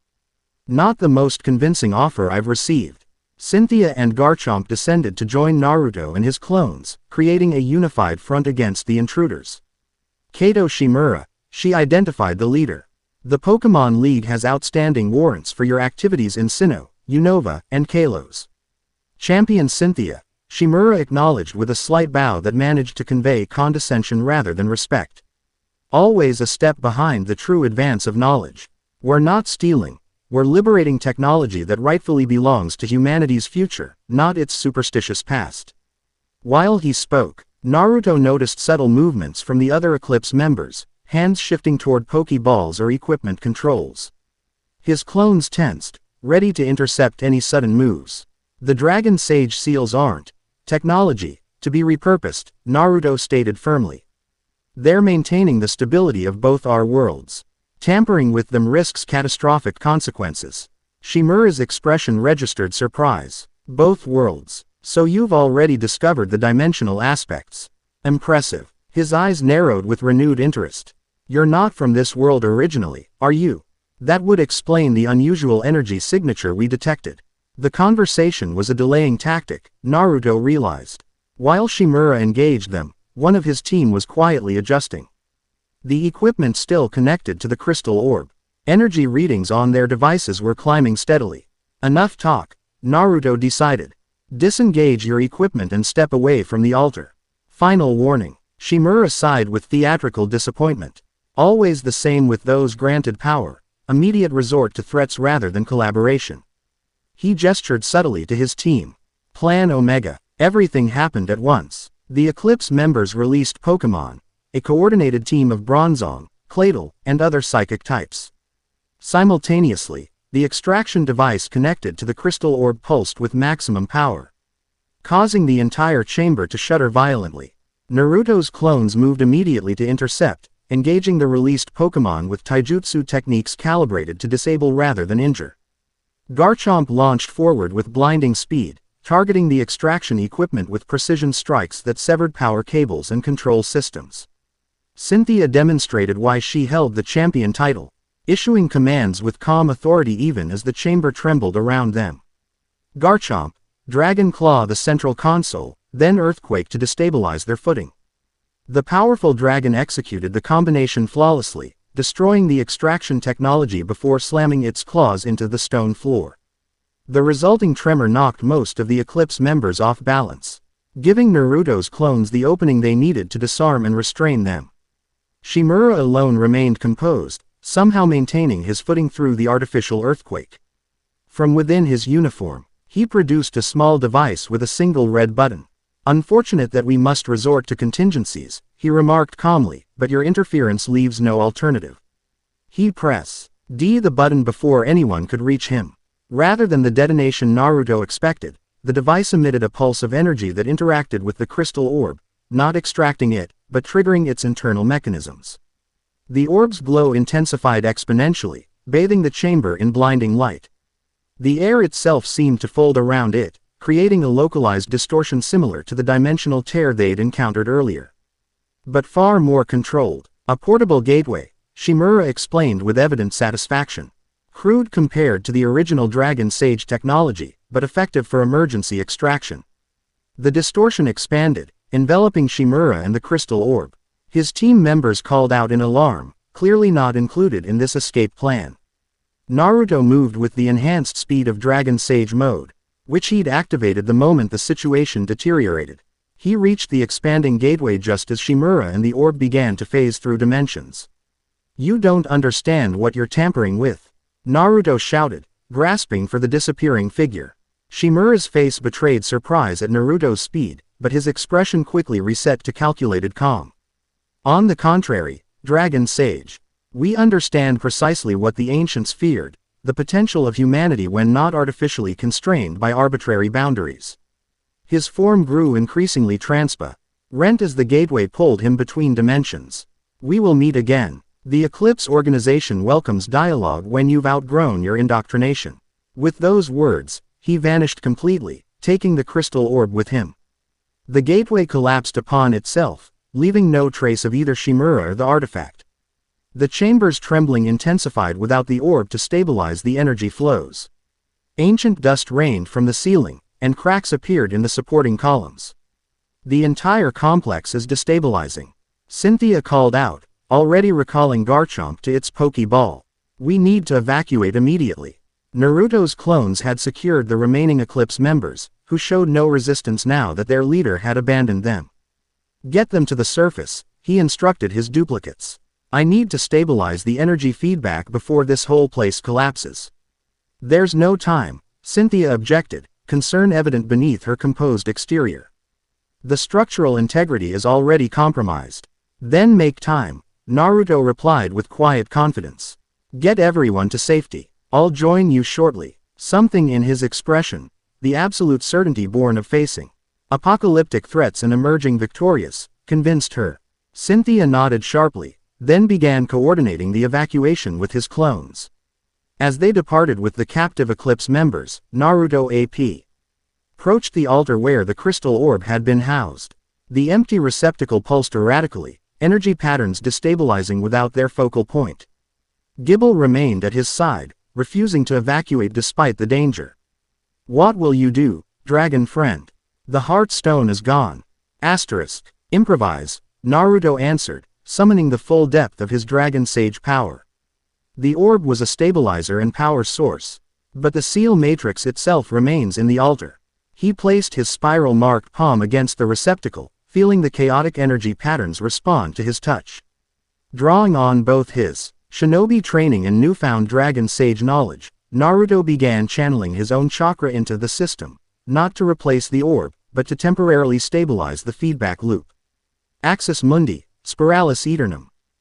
He intoned in the ancient language, the words coming naturally as they had during the tear sealing. By blood and breath, by scale and spirit, I command the chaos to still. The erratic pulsing gradually smoothed, the energy finding new balance with Naruto's chakra as its anchor. The chamber's shaking subsided, though structural damage remained evident in the cracked columns and fallen debris. It's holding, he told Gibble, maintaining the connection through his palm. But it's only temporary. Without the heart stone, this seal anchor will eventually fail completely. Can another be made? Gibble asked, wide eyes reflecting the stabilizing energies. Possibly, but it would require materials and knowledge I don't yet have, Naruto admitted. For now, we need to track down Shimura and recover the original. With careful precision, he disengaged from the altar, gradually withdrawing his chakra while monitoring the energy patterns to ensure they remained stable. The makeshift seal would hold for days, perhaps weeks, but not indefinitely. When he was certain the immediate crisis had passed, Naruto scooped up Gibble and made his way through the damaged ruins toward the surface. The small dragon clung to his shoulder, occasionally directing him when multiple paths presented themselves. They emerged into late afternoon sunlight to find Cynthia coordinating with local authorities who had arrived in response to the disturbance. The captured Eclipse members sat under guard, looking somewhat shell-shocked by the day's events. The complex is stabilized temporarily, Naruto reported as he joined Cynthia. But without the heart stone, it will eventually fail. You continue to surprise me, she remarked, studying him with renewed interest. Most people will have prioritized escape over attempting a technical solution in a collapsing ruin. Naruto shrugged, the gesture dismissing the implied praise. I've had practice with impossible deadlines. He glanced at the captive Eclipse members. Did they provide any useful information? Some, Cynthia confirmed. They're lower-tier operatives, not privy to Shimura's full plans. But they confirmed the organization has been systematically targeting sites connected to Dragon Sage artifacts across multiple regions. She lowered her voice, moving slightly away from the local authorities to ensure privacy. More concerning, they mentioned similar energy disturbances in Kalos, specifically around Anastar City and its famous sundial. Another seal anchor, Naruto guessed, the Dragon Sage knowledge supplying the connection. Part of the same network we're trying to stabilize. And potentially Shimura's next target, Cynthia added. Which presents a logistical challenge. Kalos is a separate region. Several days' journey from Sinnoh by conventional transportation. Naruto considered this information, weighing priorities against urgency. If Shimura has already extracted one heart stone successfully, he'll move quickly to secure others before opposition mobilizes. My thoughts exactly, Cynthia agreed. Which is why I've made arrangements for expedited travel. My position as Champion Gran TS certain privileges in emergency situations. She explained that a League transport helicopter would arrive within the hour to take them directly to Jubilife City, where they could connect with an international flight to Kalos. The Kalos champion, Diantha, has been notified, Cynthia continued. She'll meet us in Lumio City and provide local support. You trust her with information about dimensional disturbances and ancient seals? Naruto asked, not questioning the decision so much as understanding its parameters. Diantha is discreet and highly competent, Cynthia assured him. More importantly, she contacted me last week about unusual phenomena at the Anastar sundial, dreams and visions experienced by psychically sensitive trainers in the area. This piqued Naruto's interest. Visions? Of what nature? That's just it, Cynthia replied, a hint of scholarly fascination breaking through her pragmatic exterior. According to her message, several sensitives reported dreaming a man in orange who speaks with dragons and walks between worlds. Naruto and Gibble exchanged significant glances. Prophetic dreams about me, specifically. That's unsettling. Or validating, Cynthia countered. If the Dragon Sage legacy is as important as it appears, perhaps certain sensitives are attuned to its resurgence. Further discussion was interrupted by the arrival of the helicopter. Its downdraft creating a temporary whirlwind of dust and debris as it landed in a clear area outside the ruins. The pilot, wearing the official insignia of the Pokémon League, signaled for them to board. After ensuring the Eclipse members were securely in custody and providing the local authorities with carefully edited statements about the incident, Cynthia and Naruto boarded the helicopter with Gibble. The small dragon had never experienced air travel before and clung nervously to Naruto as the craft lifted off. Metal birds are much noisier than Togekiss, it observed, burying its face against Naruto's jacket. The journey to Jubilife City passed quickly at the helicopter's speed. Below them, the landscape of Sinnoh unfolded in panoramic beauty, mountain ranges, forests, lakes, and human settlements all blending into a living map. Under different circumstances, Naruto would have appreciated the perspective more fully. Now, however, his mind was focused on the accelerating crisis and the mysteries still unsolved. The international airport at Jubilife City presented yet another wonder of this world that Naruto had no equivalent for in the elemental nations. Massive Met.Al vehicles designed to fly between regions, sophisticated security systems, and the sheer scale of organized human movement impressed even a veteran shinobi accustomed to the advanced technology of his own world. Cynthia's status expedited their processing through security and boarding procedures. Within 2 hours of landing in Jubilife, they were settled aboard a direct flight to Lumio's city, the cultural and economic center of the Kalos region. As the aircraft reached cruising altitude, Naruto took the opportunity to meditate, processing everything he'd learned and experienced since arriving in this world. Beside him, Gibble had finally relaxed enough to fall asleep, snoring softly in the comfortable seat. Cynthia, after completing some official correspondence on her travel computer, turned her attention to their next steps. We'll arrive in Lumio's late evening local time. Diantha has arranged accommodations at Hotel Richisame, where we can rest before proceeding to Anastar City tomorrow. How much have you told her about me? Naruto asked, opening his eyes as he concluded his meditation. Only that you're a specialist in ancient energies with unique insights into the disturbances, Cynthia replied. Your full background seemed complicated to explain via electronic communication. Naruto appreciated her discretion. Probably wise. The fewer people who know about dimensional crossings, the better, at least until we understand the full scope of what's happening. The flight attendant arrived with refreshments, momentarily pausing their conversation. When they resumed, Cynthia broached a topic she'd clearly been considering carefully. These Dragon Sage abilities you've awakened, she began, keeping her voice low despite the privacy of their first-class seating. They seem to involve more than just communication with dragon Pokémon. The energy manipulation, the sealing techniques, they're unlike anything in our historical records of ancient practitioners. They're an integration, Naruto explained after ensuring no one was within earshot. My existing shinobi abilities combined with the Dragon Sage inheritance. The knowledge transfer at Lake Valor didn't just give me information, it showed me how to synthesize techniques that might be unique to my particular circumstances. A new evolution of the Dragon Sage arts, Cynthia mused. Adapted for current conditions rather than simply preserved from the past. Exactly. Naruto found her quick understanding refreshing. The original sages couldn't have anticipated everything we're facing now. They left principles and foundations. But application requires innovation. The conversation shifted to more immediate tactical considerations, what they might expect in Kalos, how to approach the Anastar sundial. Contingencies should they encounter Eclipse forces again. Cynthia proved to be an excellent strategic partner, her analytical mind complementing Naruto's more intuitive and experience-based approach.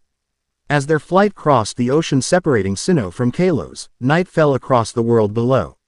Naruto watched the darkness spread across the curved horizon, thinking of his own world, of Konoha, of his friends, of responsibilities temporarily suspended by his unexpected dimensional journey. "Do you have family waiting for you?" Cynthia asked quietly, noting his contemplative expression. "People who will be worried by your absence." "Not family in the traditional sense," Naruto admitted. "I was an orphan. But friends who were as close as family, yes. Kakashi-sensei, Sakura, Sai, Captain Yamato."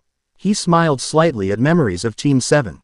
"And others throughout the village who've become important to me over the years." "The kunai that came through the dimensional tear," Cynthia recalled. "You said it belonged to your father." "The fourth Hokage," Naruto confirmed. "Minato Namikaze. He died sealing the nine-tailed fox into me the day I was born." He hadn't intended to reveal so much. But something about the liminal space of air travel, suspended between worlds in more ways than one, loosened his usual caution about personal history. Cynthia processed this informa Chion with thoughtful consideration rather than the pity or awkward sympathy such revelations often provoked. He must have been an exceptional person. Leadership positions aren't granted without significant merit, in my experience. He was, Naruto agreed simply. Though I never knew him personally. Just stories, and a brief encounter during the war when his spirit was temporarily recalled. This earned a raised eyebrow from Cynthia. But she didn't press for details about techniques that could summon the dead. Instead, she shared something of her own background, her childhood fascination with archaeology that blossomed into serious academic study, her parallel journey as a trainer that unexpectedly led to the championship. Neither path was planned, exactly, she reflected. They evolve, naturally from following what genuinely interested me, rather than what others expected. The best journeys often happen that way, Naruto observed. My path to becoming a respected shinobi was unconventional, to put it mildly. Their conversation continued intermittently through the long flight, interspersed with periods of comfortable silence. Gible slept peacefully throughout, occasionally mumbling dragon language phrases in its dreams that only Naruto could understand. The approach to Lumio's city presented a spectacular nighttime vista, a sprawling metropolis arranged in a circular pattern around a central tower that illuminated the skyline. Even by the standards of Naruto's world, the city's scale and architectural coherence were impressive. After landing and completing Enter-Y formalities, again expedited by Cynthia's status, they emerged into the Lumio's airport's main terminal to find a waiting representative holding a discreet sign with Cynthia's name. The representative, a professionally dressed woman with the bearing of someone accustomed to handling VIP logistics, guided them efficiently to a waiting vehicle.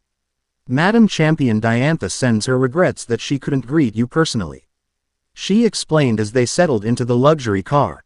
"An unexpected situation required her attention at Prism Tower. She'll join you at the hotel as soon as possible."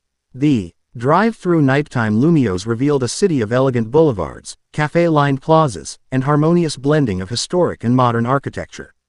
Naruto observed with interest how Pokémon integrated seamlessly into urban life here, serving alongside humans in various capacities, participating in the city's rhythms as partners rather than servants. Hotel Richissime lived up to its name, offering understated luxury that managed to be both impressive and comfortable. Their adjoining suites on the top floor provided panoramic views of the illuminated city, with Prism Tower dominating the central skyline. Cynthia thanked their escort, who promised that Diantha would arrive within the hour. Once alone in the privacy of the suite's common area, Naruto finally relaxed his guard slightly, allowing the fatigue of dimensional sealing, combat, and transcontinental travel to show. "You should rest," Cynthia suggested, noting his exhaustion. "Dimensional energy manipulation clearly taxes even your considerable stamina." "I'll be fine," Naruto assured her, though he gratefully accepted the comfortable chair she indicated. "Just need a few minutes to recenter." Gible, fully awakened by the excitement of a new city and hotel surroundings, explored the suite with boundless curiosity.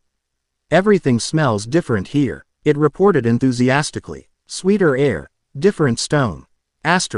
A discreet knock at the door announced room service, refreshments Cynthia had apparently arranged during check-in. The attendant wheeled in a cart laden with local specialties and left with professional efficiency. Colossian cuisine is renowned throughout the Pokémon world, Cynthia explained, pouring tea from an elegant pot. It seemed appropriate to offer you a proper introduction to the region, despite the late hour. Naruto accepted the cup gratefully, the aromatic steam carrying unfamiliar but pleasant herbal notes. Thank you. For everything, actually. You've taken extraordinary measures to help someone who literally fell into your world without warning. Self-interest aligns with altruism in this case, Cynthia replied with a slight smile that softened her usual composure. The dimensional disturbances threaten my world as much as yours. Besides, she added, selecting a pastry from the arrangement, how often does an academic specializing in ancient mysteries encounter a living embodiment of those mysteries? Their conversation paused as another knock sounded at the door, a distinctive rhythm that Cynthia evidently recognized, as she moved to answer it without hesitation. The woman who entered carried herself with the same quiet authority as Cynthia, though expressed through entirely different physical language.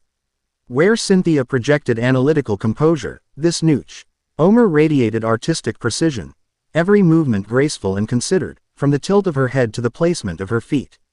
Diantha, Cynthia greeted warmly, the two champions exchanging brief embraces. Thank you for arranging everything on such short notice.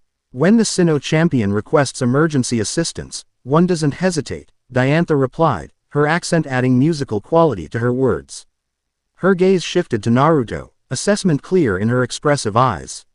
And this must be your specialist. Naruto rose, offering a respectful bow that combined shinobi formality with genuine appreciation for her assistance. Naruto Uzumaki, thank you for your hospitality and support. Diantha studied him with the penetrating focus of someone accustomed to reading people professionally. You're exactly as described in the visions, she said after a moment, surprise coloring her tone. The orange attire, the distinctive facial markings, even the particular quality of presence. His direct confirmation of prophetic accuracy unsettled Naruto slightly. You've had these visions personally. Not directly, Diantha clarified, accepting Cynthia's gesture to join them at the seating arrangement. But I've interviewed those who have. The consistency across unrelated individuals was compelling. She settled gracefully into a chair, arranging her flowing garments with unconscious elegance. I'm particularly interested in your connection to dragon energy. Kalos has a complex relationship with dragon-type Pokémon, historical, cultural, and recently, problematic. Problematic how? Naruto asked, immediately alert to potential connections with their mission. Unusual behavior patterns, Diantha explained, accepting tea from Cynthia. Dragon types becoming agitated near certain ancient sites, particularly the Anastar sundial. Even my Gudra, normally the gentlest of creatures, becomes uncharacteristically distressed when we approach the area. Cynthia and Naruto exchanged significant glances. Similar patterns have emerged in Sinnoh, Cynthia confirmed. Associated with energy disturbances at specific locations. There's more, Diantha continued, her professional composure momentarily slipping to reveal genuine concern. The dreams reported by sensitives don't merely feature Mr. Uzumaki here. They consistently include a shadowy dragon-like entity that inspires profound dread, something ancient and malevolent awakening. Kurayami, Naruto identified immediately.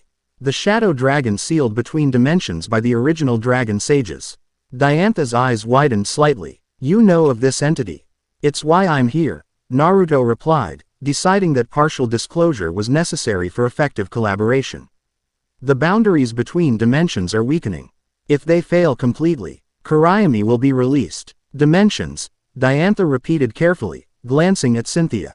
You're speaking literally, not metaphorically. He is, Cynthia confirmed. Naruto possesses specialized knowledge of these boundaries and the ancient systems maintaining them. Diantha absorbed this information with remarkable composure, her analytical mind visibly processing implications. The Anastar sundial has long been theorized to serve purposes beyond mere timekeeping. Local legends speak of it as a window between worlds or the eye that sees beyond. It's more than that, Naruto explained, drawing on his dragon sage knowledge. It's a focal point in the boundary maintenance system, similar to structures we've investigated in Sinnoh.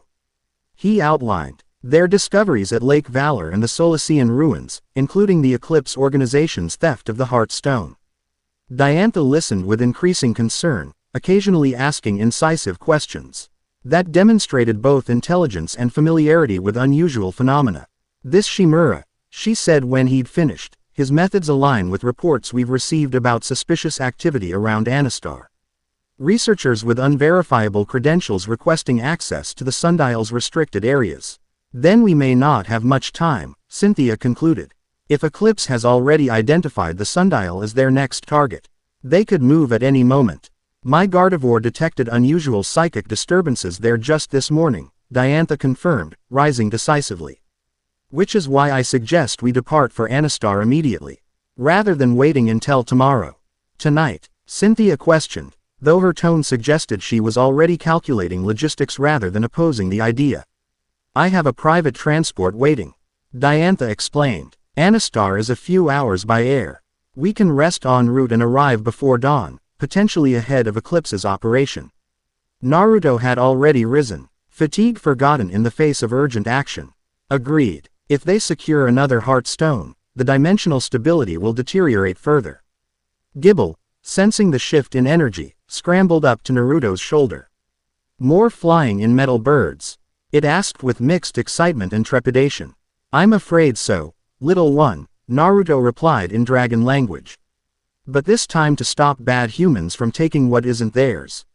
This simplified explanation satisfied the small dragon, who puffed up with determination. "Gibble will help protect the sacred places." Within 30 minutes, EY had departed Hotel Richisame through a private exit, avoiding the main lobby where Diantha's celebrity status might attract unwanted attention. The vehicle that awaited them was more streamlined Han, the luxury car that had brought them from the airport, built for speed rather than comfort. "League Emergency Response Vehicle," Diantha explained as they settled inside. "When seconds matter in reaching crisis locations." The driver, a security professional rather than civilian chauffeur, navigated Lumios's nighttime streets with precision and urgency. They reached a private airfield on the city's outskirts in record time, where a sleek aircraft waited with engines already running. As they boarded, Naruto noted the aircraft's specialized design, smaller than commercial planes, with equipment suggestive of both research capabilities and tactical response. The interior confirmed his assessment. Comfortable seating arranged to allow conversation, but also secured equipment cases and communications systems. "The Pokémon League maintains crisis response resources in each region," Diantha explained, noting his interest. "Typically for natural disasters or incidents involving legendary Pokémon, but equally suitable for our current situation." Once airborne, heading eastward toward Anastar City, the three settled into strategy discussion. Diantha brought up detailed schematics of the sundial and surrounding area on a holographic display, technology that impressed even Naruto, whose world had developed along different technological paths. The sundial itself stands on a natural promontory extending into the bay, she explained, manipulating the display to highlight key areas. "Public access is restricted to viewing platforms here and here. The structure's base contains chambers that have been sealed for centuries, officially for preservation, but actually because previous research teams reported unusual phenomena when attempting to study them." "What kind of phenomena?" Naruto asked, studying the schematics with tactical assessment. "Equipment failures, unexplained energy readings, researchers experiencing disorientation or vivid hallucinations," Diantha listed. "Oh, Nay team in 1987 disappeared entirely for 48 hours, only to reappear with no memory of where they'd been." "Temporal distortion," Cynthia suggested, her academic knowledge providing context. "Consistent with weakened dimensional boundaries." Naruto focused on potential entry points and defensive positions, his shinobi training automatically identifying tactical advantages and vulnerabilities. "If Eclipse follows the pattern from Solacean, they'll need to position extraction equipment around whatever serves as this location's Heart Stone.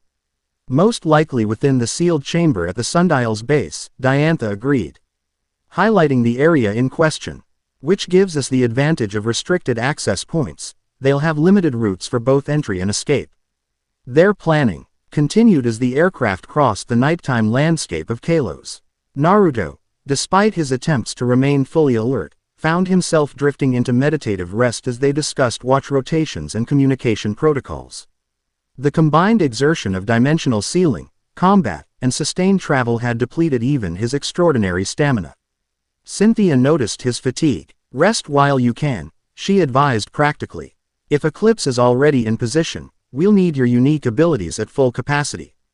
Recognizing the wisdom in her suggestion, Naruto allowed himself to slip into the counter. Old rest state he'd perfected during long-duration missions, not full sleep, but efficient recovery that would restore his energy while maintaining peripheral awareness of his surroundings. He awake, Ned fully as the aircraft began its descent toward Anastar City. Through the windows, he could see the first hints of pre-dawn light touching the eastern horizon. Below, the distinctive coastline of Istar came into view, a natural harbor embraced by rocky cliffs, with the city's lights still illuminating the pre-dawn darkness. And there, prominently visible even from their altitude, stood the sun. IAL, a massive crystalline structure that caught the earliest rays of morning sun and seemed to amplify them, sending prismatic reflections across the bay. But what captured Naruto's complete attention wasn't the sundial's physical beauty, but what his awakened dragon sage senses perceived beyond normal vision.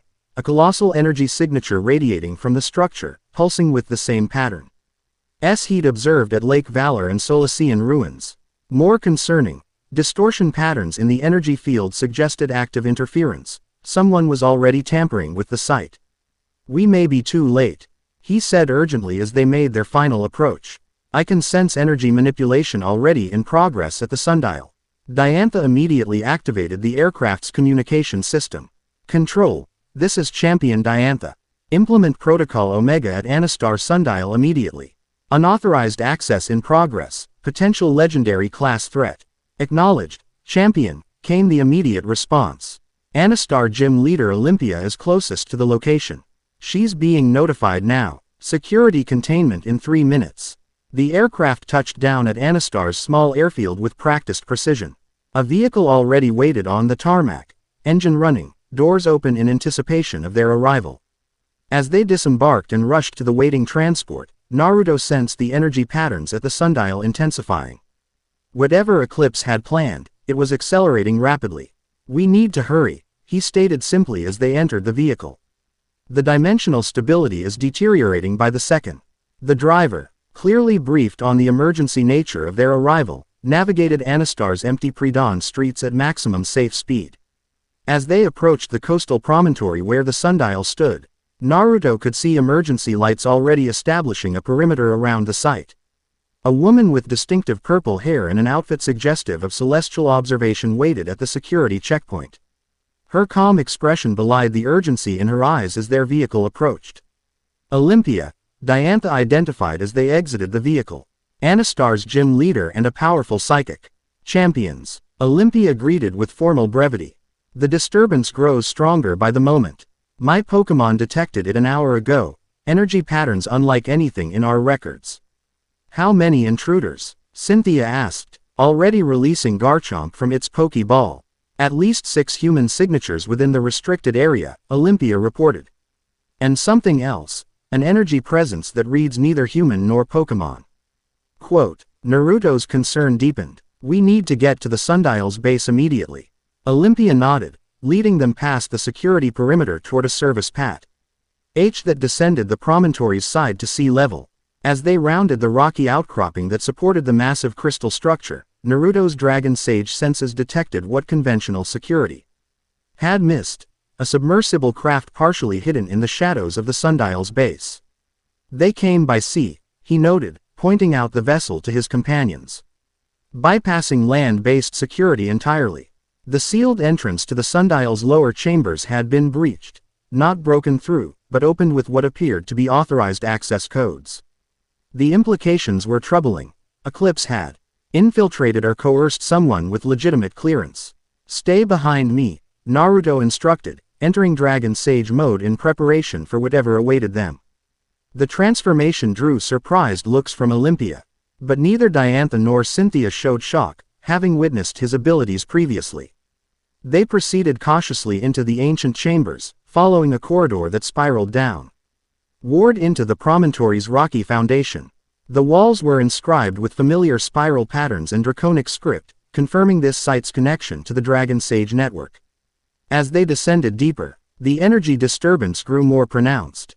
Naruto could perceive multiple signatures ahead, the Eclipse team, undoubtedly, but also the distinctive resonance of a heart stone being manipulated. The corridor opened into a vast spherical chamber carved directly into the living rock. At its center floated a crystalline object similar to the orb stolen from Solacean, but larger and pulsing with more complex energy patterns. Around it stood Eclipse operatives in their distinctive uniforms, working with equipment designed to extract the heart stone from its housing. Supervising the operation was a familiar figure, Kato Shimura, his aristocratic features set in an expression of focused concentration as he monitored energy readings on a specialized device. But what truly seized Naruto's attention was the wavering distortion in the air above the heart stone, a dimensional rift actively forming under Eclipse's manipulation. Unlike the natural tear they'd encountered earlier, this breach was being deliberately widened. Its edges stabilized by technology designed to prevent collapse. And through that widening gap, something was beginning to emerge, a darkness deeper than absence of light. A presence that radiated ancient malevolence. Kurayami was awakening. Chapter 2 and Chapter 3, Psychic Interference. The darkness emerging through the dimensional rift writhed with terrible sentience, not merely an absence of light but a predatory void that consumed energy itself. Tendrils of shadow undulated from the breach, testing the boundaries of reality with primordial hunger. With each passing second, the manifestation grew stronger, feeding on the energy Eclipse organization's equipment pumped into the widening tier. Shimura, Naruto called out, his voice carrying the resonant authority of Dragon Sage mode. Shut it down now, you have no idea what you're unleashing. Kato Shimura turned unhurriedly, his expression betraying neither surprise nor concern at their arrival. Ah, the last Dragon Sage. Right on schedule. And with both champions as escorts, I'm genuinely flattered by the attention. His gaze settled on Naruto with scientific interest. You've integrated the Draconic energy remarkably quickly. Most impressive. This isn't a research discussion, Cynthia stated coldly, her Garchomp advancing with battle-ready posture. You're destabilizing dimension, boundaries and risking catastrophic consequences. Shimura's smile never reached his calculating eyes. Catastrophic. Or transformative. Perspective is everything, champion. He gestured toward the swirling darkness. What your primitive ancestors feared as Kurayami, we recognize as the key to unlimited energy transfer between dimensions, the ultimate power source.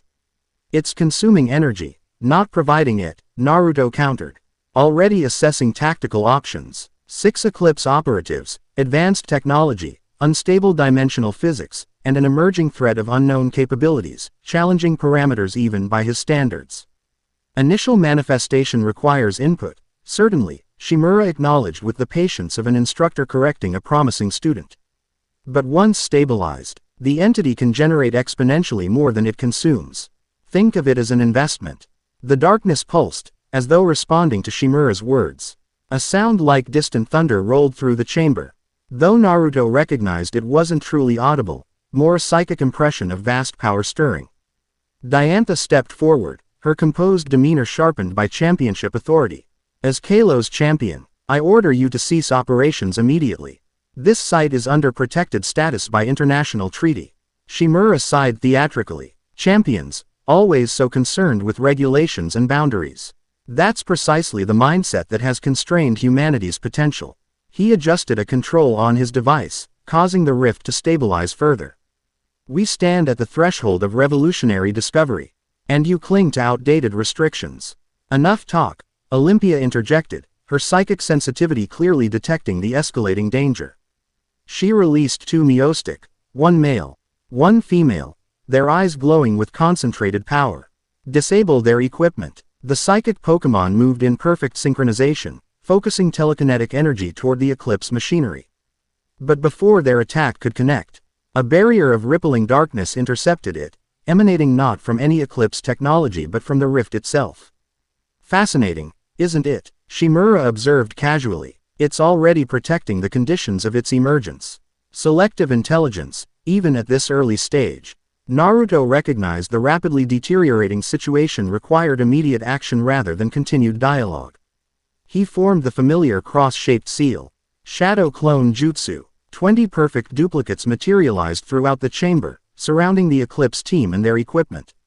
The operatives reacted with professional discipline, releasing Pokémon of their own, primarily dark and ghost types, strategically chosen to counter psychic abilities. Intercept and disable. Naruto commanded his clones. Priority on the extraction equipment. The chamber erupted into coordinated chaos. Naruto's clones moved with shinobi precision, navigating between Pokémon battles to target the technology maintaining the dimensional rift. Garchomp and Olympia's Meowstic engaged the opposing Pokémon, while Diantha released her signature Gardevoir, whose Mega Evolution triggered immediately in a flash of transformative light. Gible, determined to contribute despite its small size, launched itself at an unattended control panel with a surprisingly effective tackle attack that cracked the interface. Clever, Shimura acknowledged, observing the multi-pronged assault with analytical calm. But predictable, he pressed a sequence on his personal device. Contingency Protocol Epsilon. The Eclipse operatives immediately shifted tactics, withdrawing from direct confrontation to form a defensive perimeter around the Heartstone and Rift apparatus.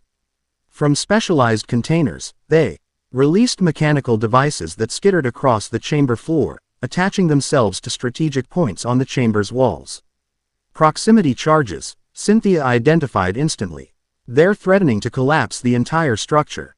Quote, not threatening, Shimura corrected. Ensuring our uninterrupted work. The charges are calibrated to seal off access tunnels while preserving the central chamber. His expression hardened for the first time. We've invested too much to allow interference at this critical juncture. The standoff crystallized, Eclipse controlling the central apparatus with explosives deterring direct assault, while Naruto and the champions held the chamber's perimeter. Between them, the rift continued to widen, the darkness beyond it coalescing into increasingly defined form. Naruto assessed options with the tactical clarity enhanced by Dragon Sage mode. Direct confrontation risked triggering the charges and potentially accelerating the breach. Yet each passing moment allowed Kurayami to strengthen its manifestation.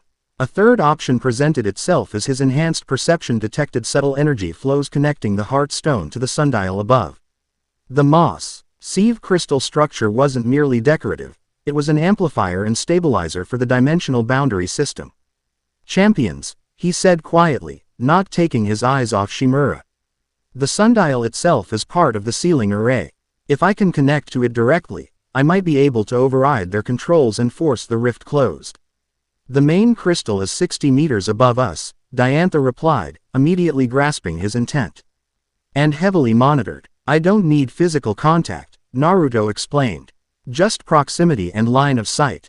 There's a resonance between my Dragon Sage energy and the boundary system.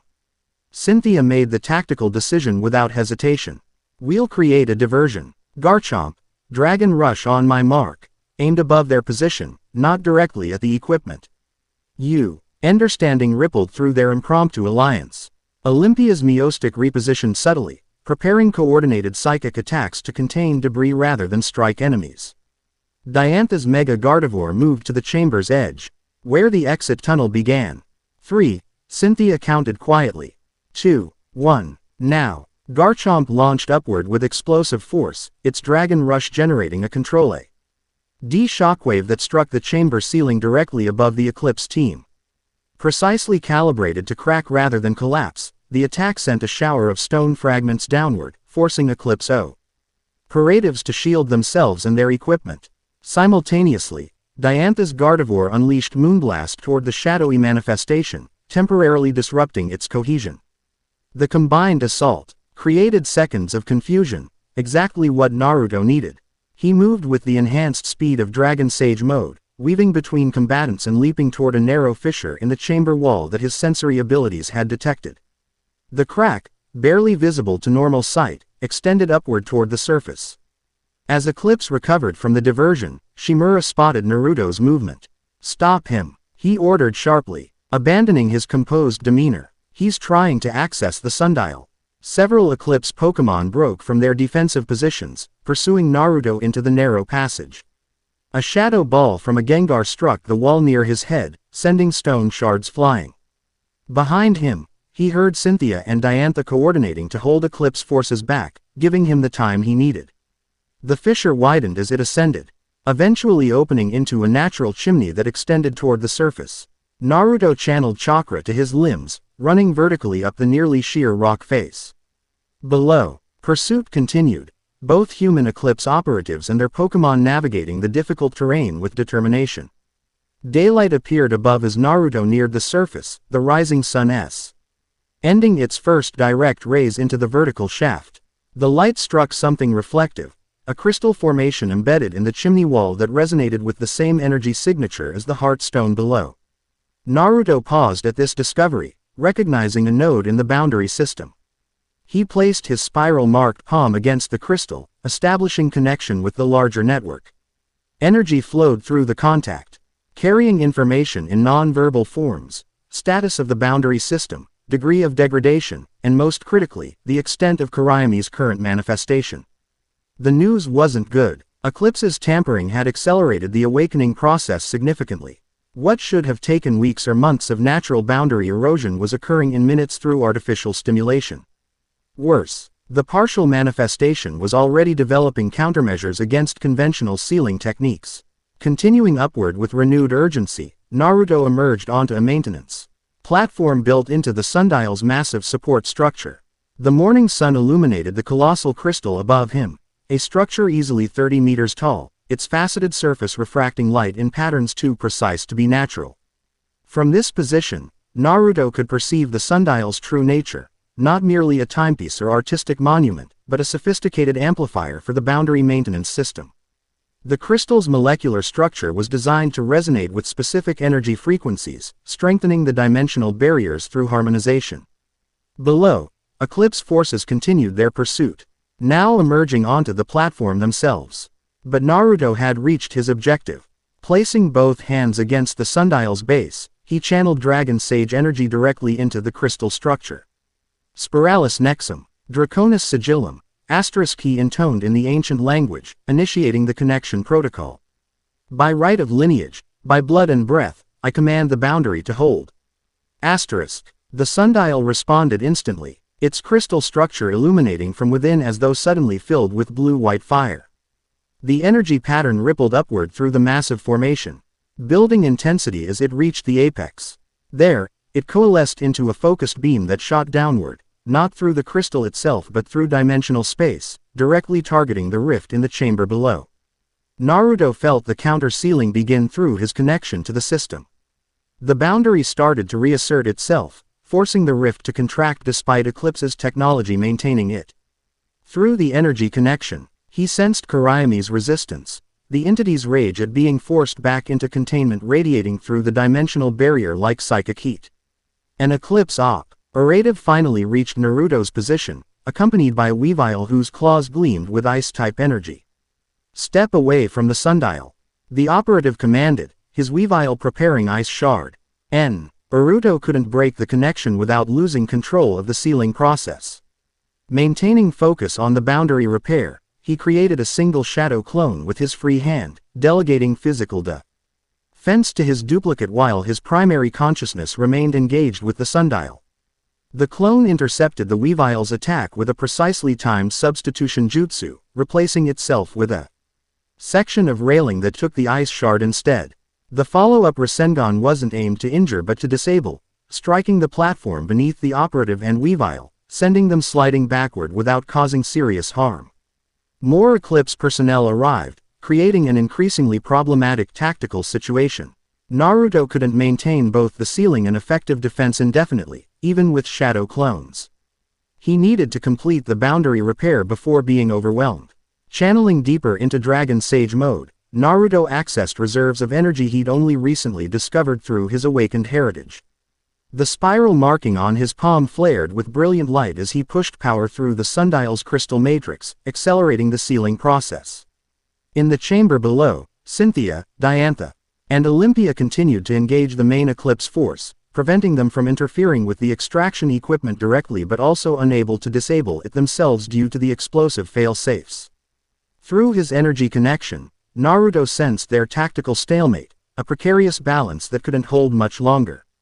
Then something unexpected happened. The heart stone in the chamber below, the crystal orb Eclipse had been attempting to extract, began resonating in harmony with Naruto's sealing efforts. Despite the extraction equipment still attached to it, the artifact responded to the Dragon Sage energy flowing through the system, contributing its own power to the boundary repair.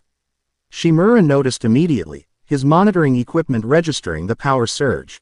"No," he shouted, audible even to Naruto through the energy connection. "Increase extraction parameters. We're losing containment." The rift began to contract more rapidly as the combined power of Naruto's Dragon Sage energy and the Heartstone's natural resonance overwhelmed Eclipse's technology.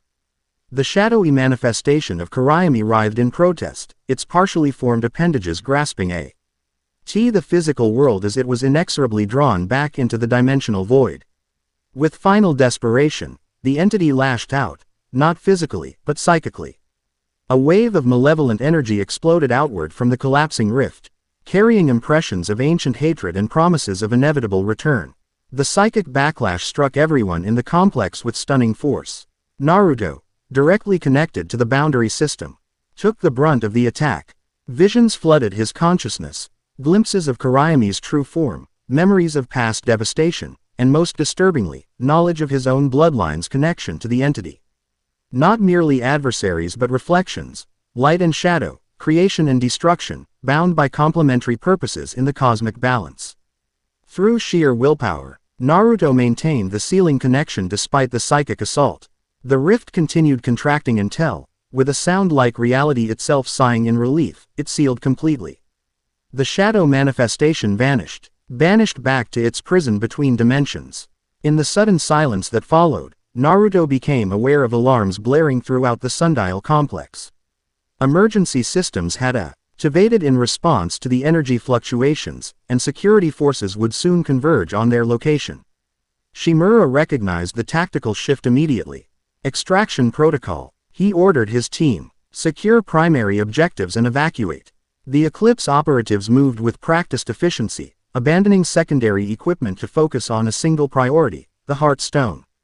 Using the confusion following the psychic backlash, they attached a specialized containment device to the orb, overriding its integration with the boundary system.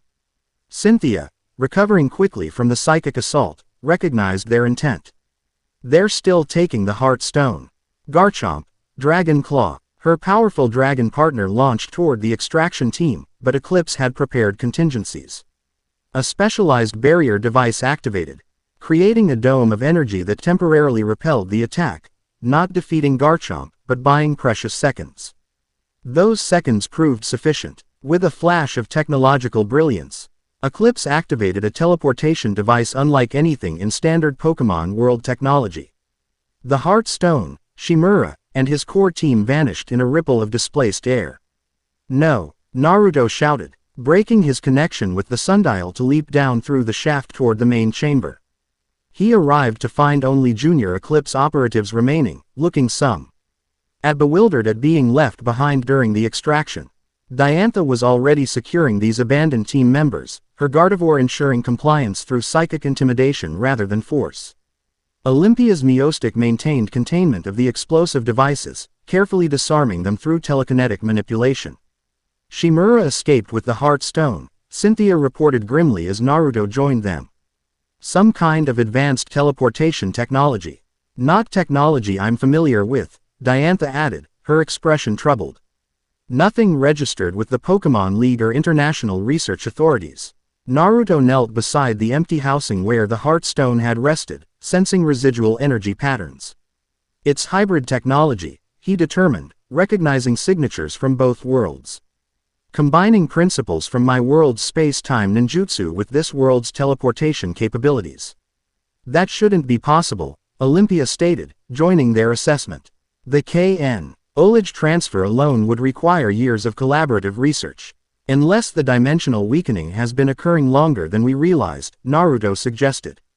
"Allowing information exchange before physical manifestations became noticeable."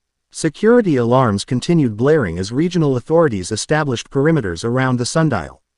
Through the chamber's access tunnel came uniformed officers and their Pokémon partners, moving with the coordinated precision of well-trained emergency responders. "We need to contain this situation diplomatically," Diantha decided, her public role as champion taking precedence. A full explanation of dimensional boundaries and ancient entities would create panic. Agreed, Cynthia concurred. We should secure these operatives for questioning and develop a plausible explanation for the energy fluctuations that doesn't involve interdimensional threats. While the champions managed the official response, Naruto continued examining the bow. Underi's system status through his dragon sage senses. The ceiling had succeeded in closing the immediate rift, but without the Heartstone as a stabilizing component, the Anistar node would gradually weaken again. More concerning, the encounter had confirmed his worst fears. Eclipse understood far more about the boundary system than they should, possessed technology combining principles from both worlds, and now controlled 2 Heartstones. Their resources and knowledge made them formidable opponents in the emerging crisis. The sun had fully risen outside, its light filtering through crystal facets to create rainbow patterns across the ancient chamber. As emergency personnel secured the site and medical teams attended to minor injuries, Naruto found himself momentarily apart from the organized activity, a stranger in this world, connected to its fate through unexpected heritage yet still an outsider to its systems and authorities. Gibble found him in this moment of reflection, the SM. All dragon climbing determinedly up his leg to reach his shoulder. We stopped the shadow, dragon friend, it observed, attempting encouragement. That is victory, even if the heart crystal was taken. A partial victory at best. Naruto replied quietly. Without the heart stone, this boundary node will degrade again, potentially faster than before. And Eclipse now has 2 components they can use to accelerate the process elsewhere. Then we find more heart crystals first, Gibble stated with simple determination. Before the bad humans. The directness of this perspective brought a slight smile to Naruto's face. Sometimes complex problems did require straightforward approaches. Cynthia approached after concluding discussions with security authorities. The official explanation will be unauthorized research causing energy anomalies, she informed him. True, without revealing the dimensional aspects. What's our next move? Naruto asked, already considering strategic options. That depends on what we learned here, Cynthia replied thoughtfully. Eclipse clearly has a systematic plan to acquire heart stones. We need to identify remaining boundary nodes and secure them before Shimura can target them. The Dragon Sage knowledge I've accessed indicates at least 5 major nodes in the global network, Naruto explained. We've now seen 3. Mount Coronet, where I crossed over, Solacean Ruins. And here at Anistar. That leaves 2 unaccounted for. Do you know their locations? Not precisely. The knowledge transfer isn't that specific, more conceptual than geographical. Naruto's expression turned thoughtful, but I can sense general directional resonance. One lies to the east, perhaps in another region entirely. Diantha joined them, having concluded her official statement to authorities. If you're discussing next steps, I have potentially relevant information. The psychic backlash from that entity, Kurayami, triggered something in my Gardevoir. She's been receiving fragmented impressions of another boundary node. Where? Cynthia asked immediately. Kanto region, Diantha replied. Specifically, Saffron City. Something about a golden mind that sees between worlds. Naruto and Cynthia exchanged significant glances.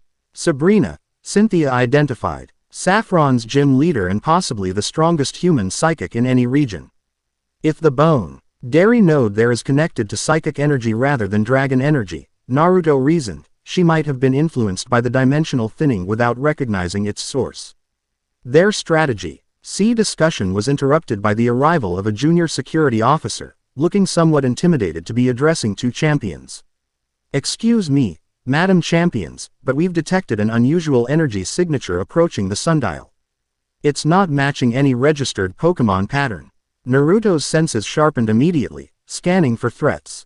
What he detected wasn't malevolent like Kurayami, but powerful and focused, a concentrated psychic presence moving toward their location with remarkable speed. Someone's coming, he warned, just as the air in the center of the chamber began to ripple and distort. The distortion intensified, forming a sphere of warped space that expanded and then collapsed inward, revealing a figure at its center. A woman materialized, tall and slender, with dark hair and penetrating eyes that glowed with inner power. Her formal attire suggested authority, while her poised stance communicated absolute confidence. Sabrina, Diantha identified with surprise. Saffron Gym Leader. The psychic's attention focused immediately on Naruto, her glowing eyes narrowing. You, she stated, her voice carrying unusual harmonic undertones. You're the source of the dimensional disruptions. Before anyone could respond, Sabrina raised her hand. Psychic energy coalesced around the group, Naruto, Cynthia, Diantha, and Gibble, enveloping them in a sphere of translucent power. Wait, Cynthia began, but her protest came too late. Reality folded around them, the Anistar chamber dissolving into streams of light and sensation. Naruto experienced the disorienting feeling of being simultaneously everywhere and nowhere, his physical form temporarily converted to energy patterns within Sabrina's teleportation field. The transition lasted only seconds, yet seemed to stretch eternally. When reality reasserted itself, they stood in a completely different location, a circular room with mirrored walls and psychically reactive floor panels that pulsed with soft light. Through large windows, an unfamiliar cityscape spread before them, modern buildings interspersed with traditional architecture, all under a late morning sun. Saffron City, Cynthia identified, recovering quickly from the teleportation. Sabrina's gym. The psychic gym leader stood opposite them, her posture rigid and eyes still glowing with concentrated power. You will explain, she demanded, focusing on Naruto. Why your energy signature matches the dimensional fractures appearing across regions. Why you carry both human and non-human patterns in your aura. Naruto assessed the situation with practiced calm. Sabrina clearly possessed extraordinary abilities even by this world's standards. Her teleportation had transported them hundreds of kilometers instantaneously, a feat that would challenge even the most advanced space-time ninjutsu. My name is Naruto Uzumaki, he began, maintaining a non-threatening posture while staying alert. I'm from another dimension, one connected to you. RS through an ancient boundary system that's currently failing. Sabrina's expression remained impassive, but the psychic energy surrounding her fluctuated slightly. Another dimension, she repeated. Yet you're interfering with ours. The energy disruptions began precisely when your signature appeared. He's not causing the disruptions, Cynthia intervened, stepping forward with championship authority. He's responding to them. Sabrina, why did you bring us here without consultation? Two regional champions operating on official league business.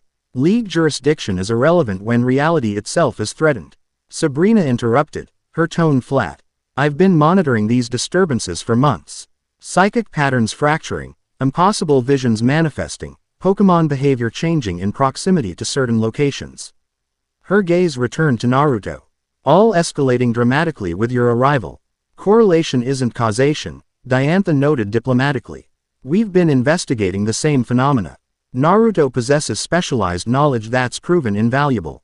Sabrina remained skeptical, her analytical mind evident behind her penetrating gaze. Specialized knowledge. That conveniently positions him as solution rather than source. I've encountered such claims before. Throughout this exchange, Naruto remained silent, observing Sabrina with growing understanding. Her hostility wasn't arbitrary. He could detect subtle fluctuations in her psychic field that suggested she was experiencing direct sensory overload from the dimensional weakening. As a powerful psychic, she would perceive the boundary failures more acutely than others, without necessarily understanding their origin.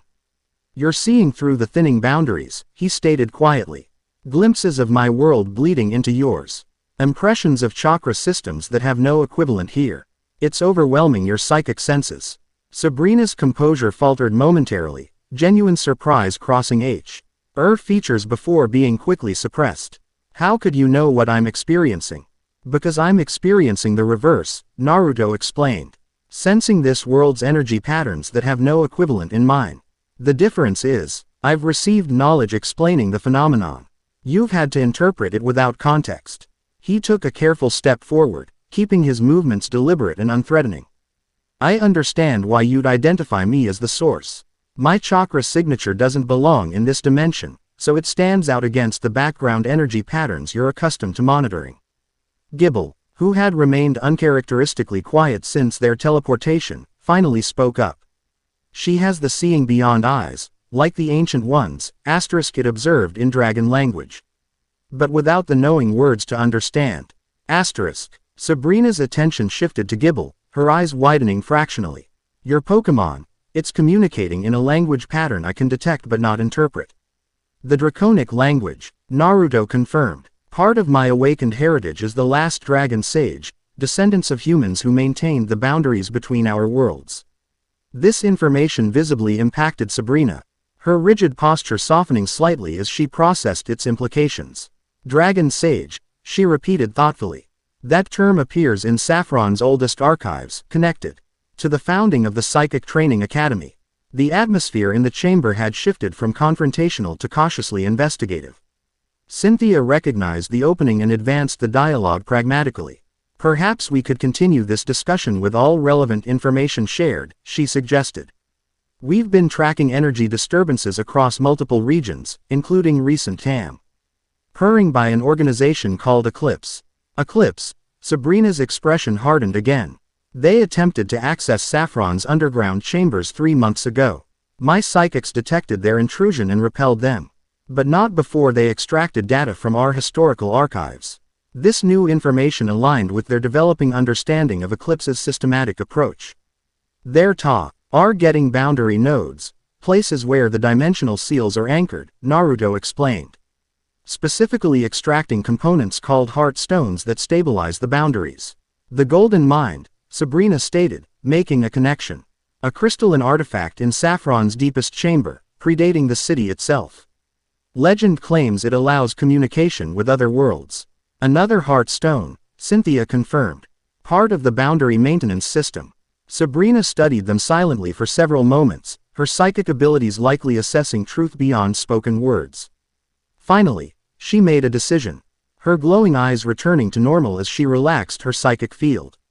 I will examine your memories, she stated, not a request but a declaration.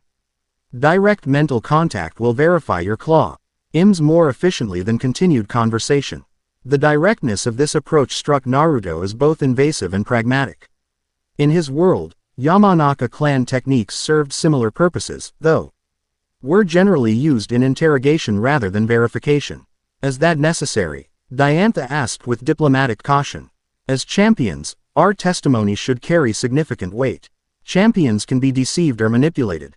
Sabrina replied flatly, especially when dealing with unprecedented phenomena. Direct psychic verification eliminates ambiguity. Naruto considered the proposal. Having his mind examined wasn't ideal, but establishing trust quickly was strategically necessary given the accelerating crisis. I consent, he decided, with 2 conditions. First, focus only on memories relevant to the current situation. Second, recognize that I contain sealed entities and energies that might react defensively to psychic intrusion. This last warning referred primarily to potential remnants of Kurama's chakra, which had historically responded protectively to threats against Naruto's consciousness. Sabrina accepted these terms with a single nod. Approach and kneel, she instructed, gesturing to a circular platform in the chamber's center. As Naruto complied, Cynthia and Diantha exchanged concerned glances but didn't interfere. They recognized the practical necessity of establishing credibility with a potential ally, particularly one with Sabrina's unique capabilities. Kneeling on the platform, Naruto found himself at eye level with Sabrina as she placed her fingertips gently against his temples. Her touch was cool and precise, her expression focused with professional detachment. Clear your mind, she instructed. Focus on the dimensional crossover and subsequent events. Do not resist the connection. Quote, Naruto regulated his breathing, centering himself as he would before sage meditation.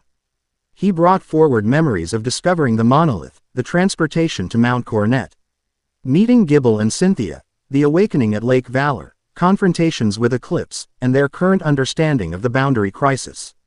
Sabrina's consciousness touched his, a sensation unlike anything he'd experienced before.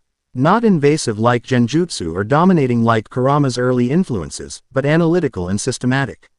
Her psychic presence moved through his memories with remarkable precision, extracting relevant information without disturbing surrounding thought patterns. The process lasted perhaps 30 seconds, though subjectively felt much longer. When Sabrina withdrew, both physical touch and psychic presence, Her expression had transformed from suspicious to troubled. "You speak the truth," she acknowledged, rising smoothly to her feet. "And the situation is more severe than I had assessed independently." Naruto stood as well, feeling slightly disoriented from the psychic examination but otherwise unaffected.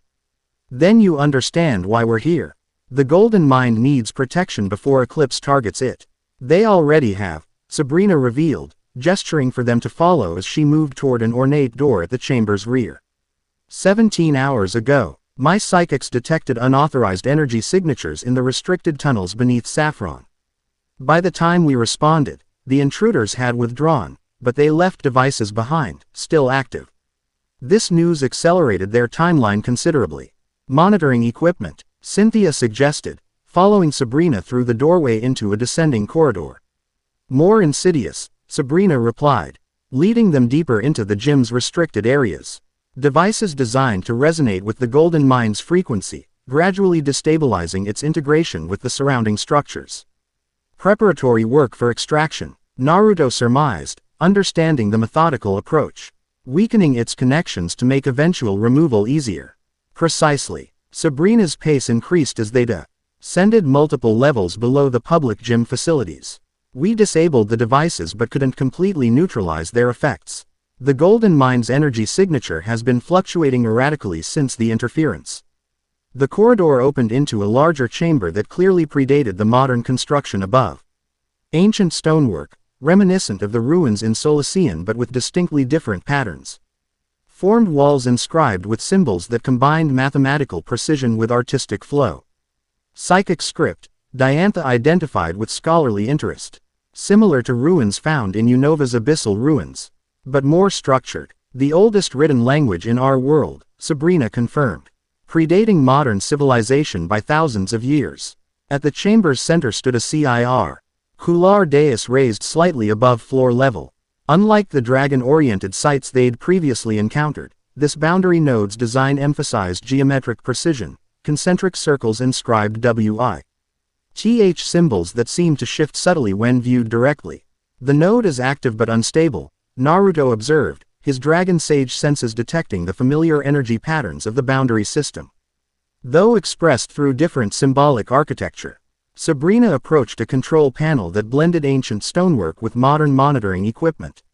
"We've maintained this site for generations, though our understanding of its purpose was incomplete.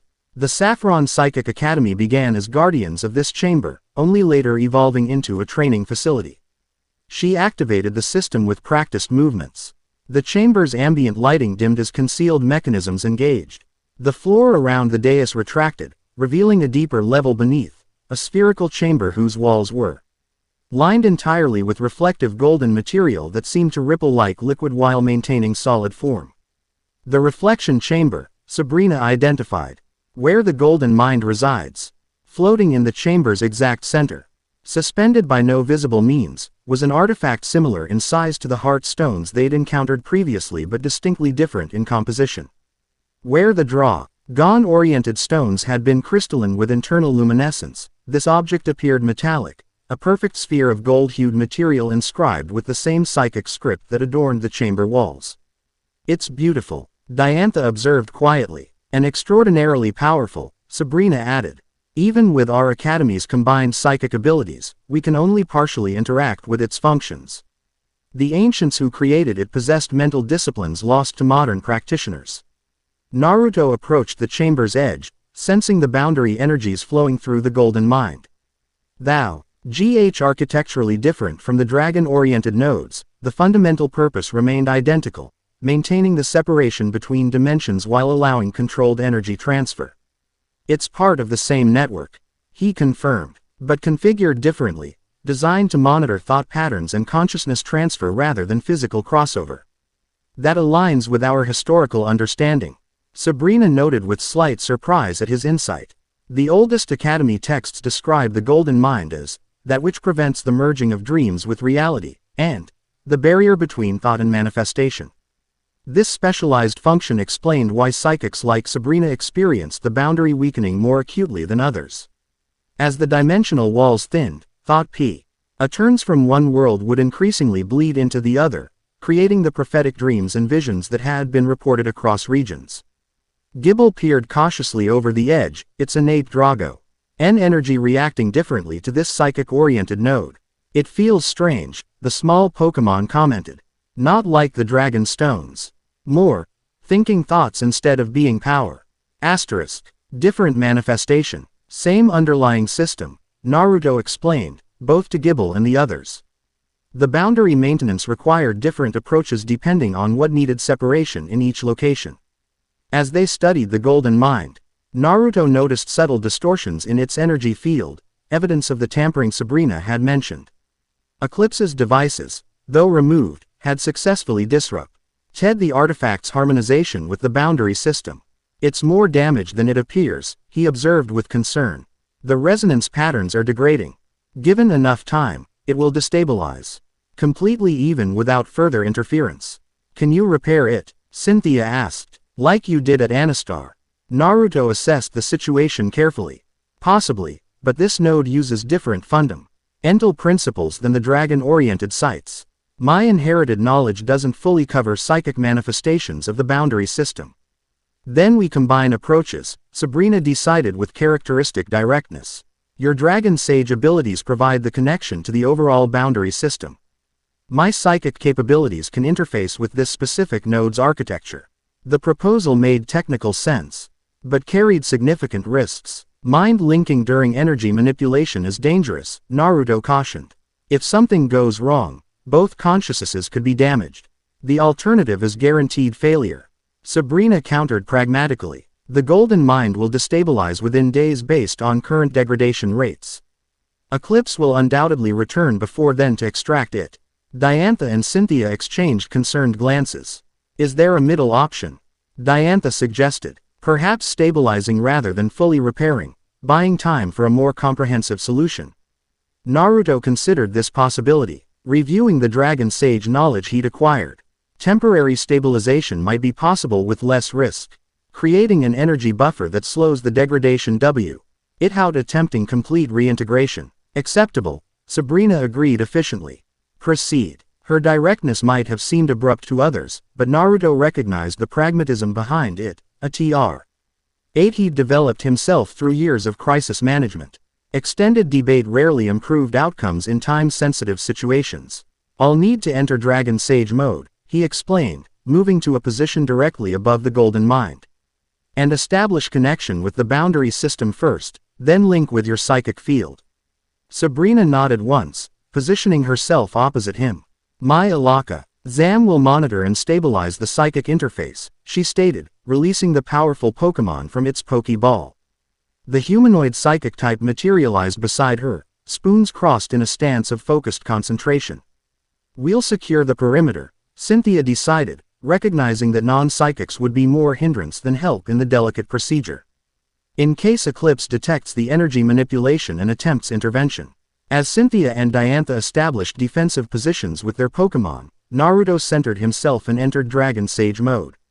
The transformation came easily now. Enhanced perception and energy sensitivity flowing through his system as Draconic power integrated with his natural chakra. Beneath him, the Golden Mind responded to his changed energy state, its surface rippling more actively as though recognizing a compatible presence. Through Dragon Sage perception, Naruto could see the complex energy patterns sustaining the boundary system, and the growing fractures in those patterns caused by Eclipse's interference. Ready, he informed Sabrina, extending his awareness toward the psychic leader. Sabrina's eyes began glowing again as she activated her full abilities. Unlike most psychics who required physical gestures to focus their power, she stood perfectly still, only the intensifying aura of blue-white energy around her indicating the immense mental forces she commanded. Establishing primary connection, she stated, her voice carrying those same harmonic undertones Naruto had noticed earlier. Their energies touched, dragon and psychic, chakra and mental force, creating an interface that neither could have achieved independently. Through this connection, Naruto sensed Sabrina's extraordinary mind, disciplined, analytical, with depths of power carefully controlled behind barriers of rigorous training. Simultaneously, he felt her consciousness assess the complexity of a shinobi who had contained the nine-tailed fox, mastered sage mode. and now carried Dragon Sage heritage. He sensed brief surprise as she encountered the layered nature of his experiences and abilities. Focus on the boundary system. Her thought came clearly through their connection. I will translate your dragon energy into forms compatible with the golden mind. Together, they extended their combined awareness into the ancient artifact. The golden Mind's internal structure revealed itself as extraordinarily complex, not merely a power source or anchor point, but a processing system designed to filter and organize consciousness-based energies flowing between dimensions. Naruto directed dragon energy through their connection, providing the raw power needed for stabilization. Sabrina shaped and directed this energy with precise psychic architecture, creating buffers around the damaged sections of the golden mind's structure. The procedure required intense concentration from both participants. Sweat beaded on Naruto's forehead as he maintained steady energy flow despite the strain. Across from him, Sabrina remained outwardly composed, though her Alakazam's increasingly tense posture suggested the psychic effort was equally taxing for her. After several minutes of careful manipulation, they reached the most critically damaged section, where Eclipse's devices had specifically targeted the golden mind's integration with the boundary system. Here, simple stabilization wouldn't suffice. The connection needed partial reconstruction. We need to synchronize more deeply, Sabrina communicated. Superficial energy exchange is insufficient for reconstruction. The implication was clear. A more profound mental connection, allowing their combined abilities to work in perfect harmony.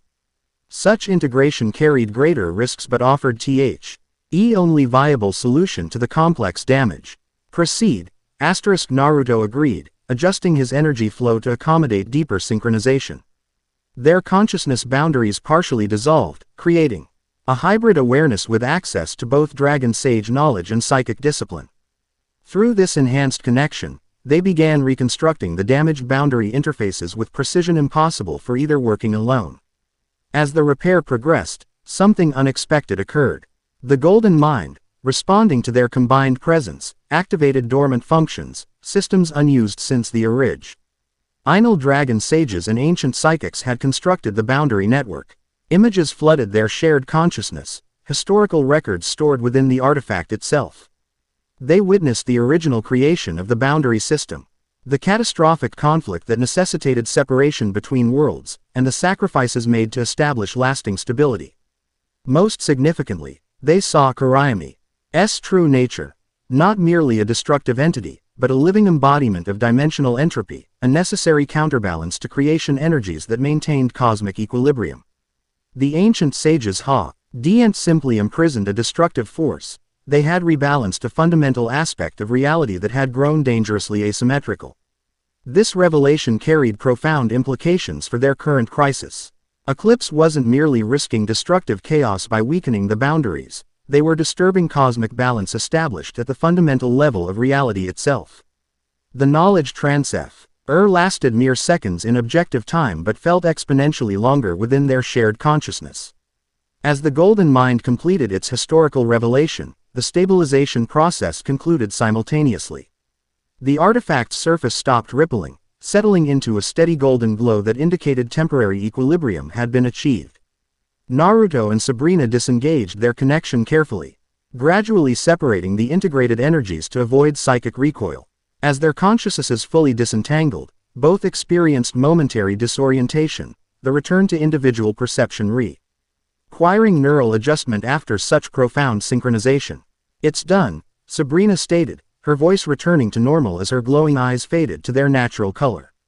Only a slight tremor in her usually steady hands betrayed the immense effort the procedure had required. Naruto released Dragon Sage mode, fatigue washing over him as the enhanced state dissipated.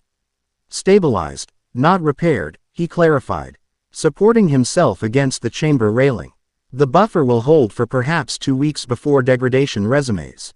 Cynthia approached, having maintained vigilant watch during the procedure. You both look exhausted. Did it work as intended? Beyond intended, Sabrina replied with uncharacteristic solemnity. The Golden Mind shared historical data unavailable in any modern record. Information that changes our understanding of the boundary system's purpose. Kurayami isn't just a destructive entity, Naruto explained, still processing the revelation himself.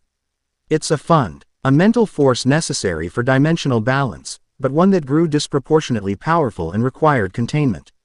Like a pressure release valve that malfunctioned, Diantha suggested, joining their discussion. More like a natural system that became imbalanced through external interference, Sabrina corrected. The ancient records indicated an initial disruption caused by attempts to harness interdimensional energy for power generation. This historical parallel to Eclipse's current activities wasn't lost on anyone present. History repeating itself, Cynthia observed grimly. Different actors, same fundamental mistake. With potentially worse consequences, Naruto added. The boundary system has degraded over centuries without proper maintenance. Its capacity to contain Amy, if fully awakened, is significantly compromised compared to its original specifications. Their sobering discussion was interrupted by an urgent signal from Sabrina's communication device. The psychic leader activated it with a touch, displaying a holographic message from what appeared to be one of her gym trainers. Unauthorized energy signature detected in Sector 7, the trainer reported crisply. Pattern matches Eclipse technology observed during previous intrusion.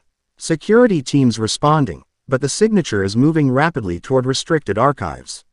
Sabrina's expression hardened. They're here, likely monitoring the Golden Mine's energy fluctuations during our stabilization procedure. A diversion, Naruto realized immediately, his tactical mind identifying the strategy. They detected our presence and are creating a secondary target to split our response. Are there after something specific in the archives, Cynthia suggested. Something related to the boundary system but distinct from the Golden Mine itself. Sabrina accessed the gym's security systems through her communication device, bringing up schematics of the location in question. The restricted archives contain our oldest records regarding the Golden Mine and pre-founding artifacts, including technical data on the boundary system's psychic components. Knowledge that would help them extract and repurpose the Golden Mine, Diantha concluded, perhaps even accelerate their understanding of other boundary nodes. We need to split up, Naruto decided, already recovering his energy through the rapid resilience that had served him through countless battles. Sabrina and I will secure the Golden Mine. She knows its systems best, and my Dragon Sage abilities would be most effective against any extraction attempt here. Leaving Diantha and me to intercept the archive intrusion, Cynthia concurred, strategic assessment aligning with his. Our Pokémon can cover more ground in the upper levels. Gible, who had remained with Diantha during the stabilization procedure, scampered back to Naruto. I stay with Dragon Friend, it declared with surprising firmness. Where the danger is greatest. The small dragon's courage brought a brief smile to Naruto's face despite the tense situation. Agreed, little one, your dragon senses might detect things we miss. With roles established, they moved to implement the response plan. Cynthia and Diantha departed for the upper levels with their powerful Pokémon, while Naruto, Sabrina, and Gible remained to secure the Golden Mine. Your security systems should alert us if they approach this chamber directly, Naruto noted, assessing defensive positions within the room. They will, Sabrina confirmed, instructing her Alakazam to establish psychic monitoring throughout the lower complex. But Eclipse has demonstrated capability to bypass conventional security. We should prepare for unexpected vectors. Naruto created Shadow Clone to establish a perimeter around the chamber's access points, a technique that earned a raised eyebrow from Sabrina despite her having witnessed the ability in his memories. Seeing it directly is still remarkable, she commented. Creating autonomous duplicates with independent consciousness violates fundamental principles of energy conservation. Chakra operates under different physical laws than this world's energy systems, Naruto explained, directing his clones to optimal positions. The trade-off is distributed chakra. Each clone contains a portion of my total energy. As they fortified their position, Naruto noticed Sabrina studying him with clinical interest. Having shared consciousness, however briefly, had given each insight into the other's capabilities and character. You've experienced significant trauma, she observed suddenly, her directness seemingly unconcerned with social niceties. Yet developed remarkable psychological resilience, unusual even among those with comparable power levels. The personal observation was unexpected, but Naruto had encountered similarly direct personalities before. Necessary adaptation, he replied simply. and good teachers at critical moments. Sabrina seemed about to respond when her alakazam suddenly stiffened, its spoons crossing defensively as its psychic senses detected something approaching. Movement in the eastern access tunnel, Sabrina reported. Receiving telepathic information from her Pokémon. 2 human signatures plus Pokémon. Dark types, likely chosen to mask their approach from psychic detection. Eclipse. Naruto confirmed. Entering Dragon Sage mode again despite the fatigue of recent exertion. Enhanced perception revealed energy signatures approaching through concealed maintenance passages, not main corridors where his shadow clones stood guard. They know the facility's layout too well, Sabrina noted with cold anger. We have an information breach within the academy. There was no time to investigate this security implication. The approaching Eclipse operatives were moving with practiced efficiency toward a maintenance hatch that opened directly into the Golden Mind chamber. There, Naruto indicated, directing Sabrina's attention to a seemingly solid section of wall where his Dragon Sage senses detected movement beyond. Hidden access point, approximately 30 seconds from breach. Sabrina immediately repositioned, her Alakazam moving to flank the identified location.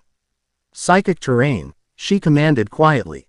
The powerful Pokémon implemented the strategy instantly, filling the chamber with subtle psychic energy that would enhance their abilities while establishing early warning against intrusion. Naruto positioned himself on the opposite side of the hidden entrance, ensuring crossfire coverage when the breach occurred. The 30 seconds passed in focused silence. Then, exactly as Naruto had predicted, a previously invisible seam in the wall began to glow as cutting tools activated from the other side. The concealed door slid aside with mechanical precision, revealing a maintenance shaft beyond. 2 Eclipse operatives emerged, not the standard field personnel they'd encountered previously, but specialized infiltration agents based on their equipment and movement patterns. Behind them came their Pokémon partners, a Weavile and Bisharp, both dark types, specifically chosen to counter psychic abilities. The Eclipse agents assessed the chamber quickly, clearly surprised to find it actively defended. Their training showed in their immediate adaptation, rather than retreating.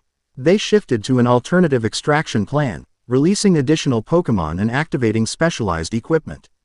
Containment protocol, one agent ordered calmly. Disable defenders and secure the artifact. Naruto acted before they could implement this strategy. 2 shadow clones materialized directly in their path, disrupting their coordinated movement while he circled to flank their position. Sabrina simultaneously commanded a psychic attack from Alakazam, not targeting the dark-type Pokémon immune to such abilities, but the equipment the agents carried. The Del-Icate extraction technology crumpled under telekinetic pressure, rendering it useless. The Eclipse agents, recognizing their primary objective was compromised, immediately shifted to a contingency plan. Secondary protocol authorized. The lead agent stated into a communication device, requesting dimensional support. The phrase triggered immediate alarm in Naruto. Block that transmission, he shouted, launching forward with enhanced Dragon Sage speed. Too late. The signal had been sent. A response came with disturbing immediacy. The air between the agents rippled in a pattern Naruto recognized from Anastar, the same teleportation technology Shimura had used to escape with the Heart Stone. But what emerged wasn't human reinforcements. Instead, a Pokémon materialized, one unlike any Naruto had encountered. Draconic but otherworldly, its body seemed partially transparent, as though not fully materialized in this dimension. Baleful eyes surveyed the chamber with predatory intelligence far exceeding normal Pokémon awareness. Giratina, Sabrina identified, genuine shock breaking through her composed exterior. The renegade Pokémon, but wrong somehow. Distorted. Naruto sensed it immediately. This legendary dragon Pokémon had been altered, its natural energy patterns corrupted by exposure to something dark and ancient. Traces of Kariami's influence clung to it like psychic parasites, directing its actions while feeding on its legendary power. False form, Gibble whispered in horror, pressing against Naruto's leg. Shadow-touched dragon, the corrupted Giratina roared, a sound that existed simultaneously in physical space and psychic dimensions, causing disorientation in all who heard it. The Eclipse agents seemed as affected as the defenders, suggesting they hadn't anticipated this specific manifestation. Containment protocols failed. One agent reported urgently into their communication device. Subject G exhibiting CLASS for autonomy deviation. Requesting immediate extraction. The legendary Pokémon turned its attention to the Golden Mind, seemingly drawn to the boundary artifact's energy signature. With terrifying focus, it began gathering power for an attack that would likely destroy not just the artifact but the entire chamber and everyone within it. Naruto recognized the existential threat immediately. This wasn't a battle for territory or technology. It was a desperate fight to prevent catastrophic destruction. Moving with the full speed of Dragon Sage mode, he placed himself between Giratina and the Golden Mind. Dragon to dragon, he called in the ancient language, attempting to reach whatever remained of the legendary Pokémon's true nature beneath the corruption. This is not your will but the shadow's influence. The corrupted Giratina hesitated momentarily, something in the Draconic language penetrating the darkness controlling it. That momentary pause gave Sabrina the opening she needed. Alakazam, Miracle Eye followed by Psychic, maximum power. She commanded. Her powerful partner implemented the combination with practiced precision. Miracle Eye overcame the Dark-type immunity temporarily, allowing the subsequent Psy Sheik attack to affect the corrupted legendary. The telekinetic force didn't damage Giratina directly but disrupted the shadow energy patterns controlling it.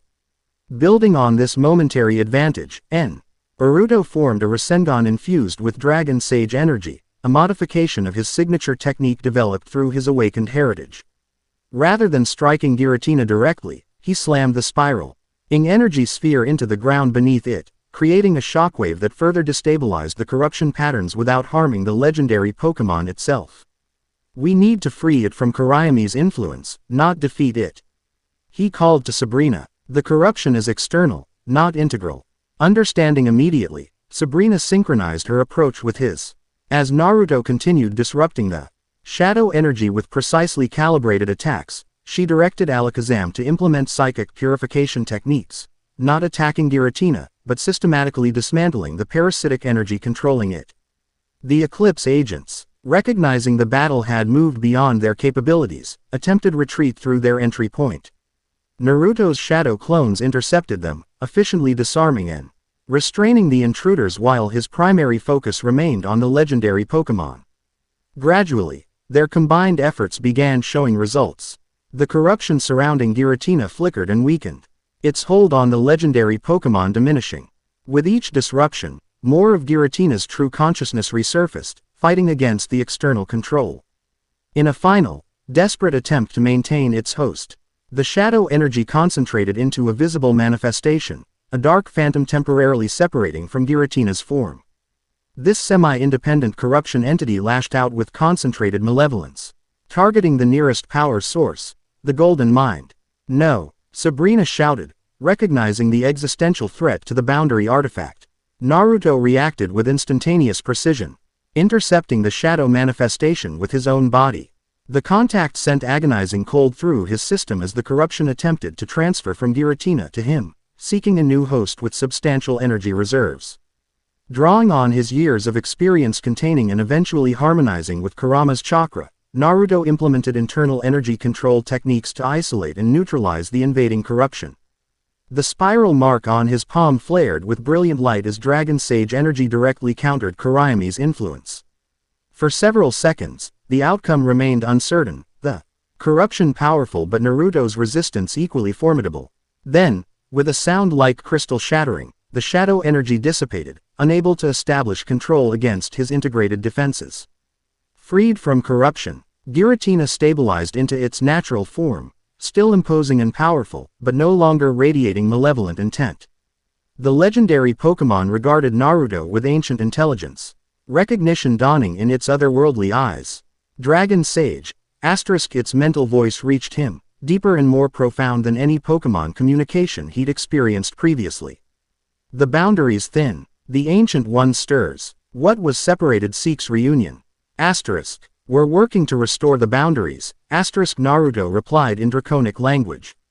But forces are actively weakening them for their own purposes. Giratina's form began to shimmer, its natural connection to dimensional spaces reasserting as the corruption's influence faded completely. The distortion spreads to all realms, not just yours and this one. What the ancients divided cannot remain separate if the keystones are removed from their foundations. Asterisk. This confirmation of the crisis's expanding scope added urgency to their mission. Can you help us? Your power and knowledge would be invaluable. Asterisk. I am guardian of my own realm, as you must be of yours. Asterisk. Giratina responded, its form becoming increasingly transparent. But I shall return to my appointed task with clearer purpose, thanks to your intervention. When the time comes for worlds to choose their final configuration, listen for my call.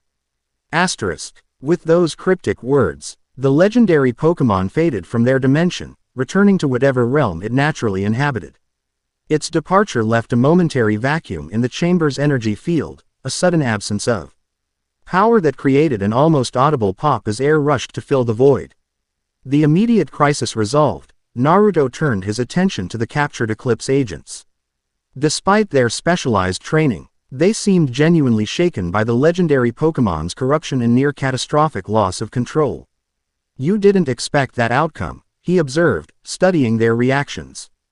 Giratina wasn't supposed to be corrupted. That wasn't in the operational parameters, one agent admitted, professional composure cracking. Director Shimura assured us the dimensional entities were stable and controllable. Clearly, he was wrong. Sabrina stated coldly, securing the agents with psychic restraints. Kurayami's influence is spreading to legendary Pokémon with dimensional affinities. The corrupt ion will only accelerate as boundaries continue weakening. This development added a new dimension to the crisis. If legendary Pokémon were becoming corrupted, the potential destruction extended well beyond the original parameters they'd considered. Dialga, Palkia, Hoopa, any Pokémon with dimensional abilities could potentially become vectors for Kurayami's influence. We need to inform the champions, Naruto decided, creating a shadow clone to deliver the message while they secured the prisoners and the Golden Mind. The clone had barely departed when the chamber's main entrance opened, admitting Cynthia and Diantha. Both champions showed signs of recent battle, disheveled appearance and the alert readiness of experienced combatants who had just emerged from conflict. The archive intrusion was a coordinated attack, Cynthia reported immediately. 3 teams hitting different sections simultaneously. We contained 2 groups, Diantha added, but the third escaped with historical data concerning the boundary system's original creation. Did they access information about remaining boundary nodes? Naruto asked, concern evident. Unknown, Cynthia replied grimly. But we must assume yes. Given their targeted approach, Sabrina, who had been interrogating the captured agents through direct psychic methods, rejoined their discussion. These operatives have limited knowledge of Eclipse's overall strategy. But I've confirmed several critical points. She outlined what she'd learned. Eclipse had successfully extracted not just 2 heart stones but components from 3A. D additional minor nodes not on their original map. They were systematically weakening the boundary system while simultaneously developing technology to harness Kurayami's energy when fully manifested. Most concerning, Sabrina continued. They've established a primary research facility in a location specifically chosen for its natural dimensional instability, a place where boundaries were already thin before their interference. Where? Diantha asked immediately. Turnback Cave in northeastern Sinnoh, Sabrina replied. A location traditionally associated with Giratina and dimensional distortions. This location made strategic sense for Eclipse's purposes, remote, already possessing the natural conditions they sought to enhance, and with existing legends that would make unusual phenom no less likely to attract outside attention. That explains the corrupted Giratina, Naruto noted. Proximity to their experiments affected it first due to its natural connection to the location. And gives us our next target. Cynthia determined. If their primary research facility is at Turnback Cave, that's where we'll find the extracted heart stones and potentially the means to reverse the damage they've caused. The group fell silent, each processing the escalating crisis and their evolving response strategy. What had begun as investigation of unusual energy readings had rapidly developed into a multi-regional effort to prevent dimensional collapse and entity corruption that threatened both worlds. Gibble, sensing the weight of their contemplation, spoke up with characteristic directness. When hunting dangerous prey, the pack must rest and prepare properly, it advised sagely. Tired dragons make mistakes. Asterisk. Naruto translated for the others, earning slight smiles despite the gravity of their situation. The simple wisdom carried truth they all recognized. Exhaustion from consecutive battles and psychic exertion would compromise their effectiveness against Eclipse's main facility.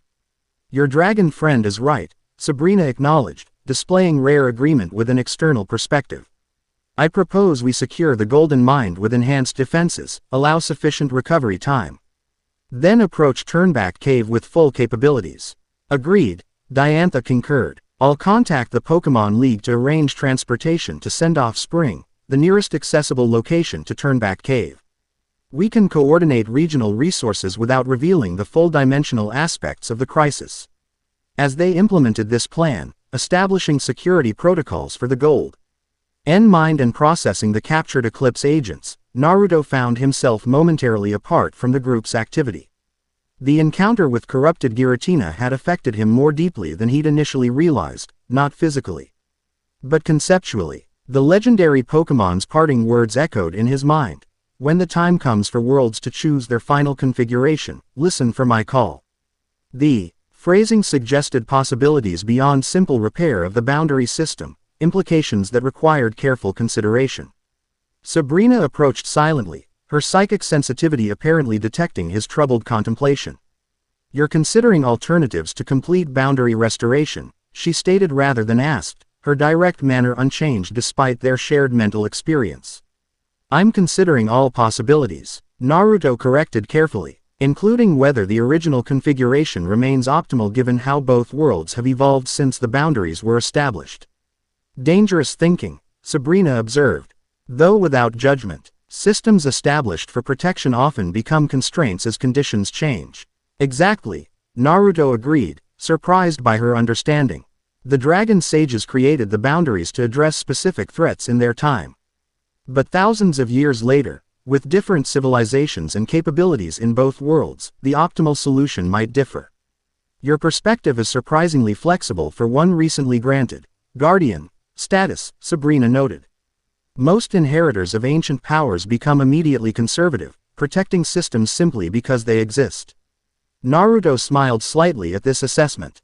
I've spent my life challenging systems that didn't serve their claimed purposes. Becoming the last dragon sage doesn't change that fundamental approach. This exchange marked a subtle shift in their relationship, from initial antagonism through necessary alliance to emerging respect. Though radically different in personality and background, they shared a pragmatic willingness to question established patterns when evidence warranted reconsideration. Their philosophical discussion was interrupted by Cynthia's a turn from coordinating security arrangements. Transportation to Send-Off Spring is confirmed for tomorrow morning, she reported. Sabrina, your gym trainers have established a secured perimeter around this facility. And League reinforcements will arrive within the hour. The Golden Mind should remain stable with the buffers we established, Sabrina confirmed. Especially with added conventional security preventing physical tampering. Then we should rest while possible, Diantha suggested practically. Tomorrow's confrontation will likely require our full capabilities. They departed the underground chamber, leaving enhanced security measures and Sabrina's psychic barriers protecting the Golden Mind.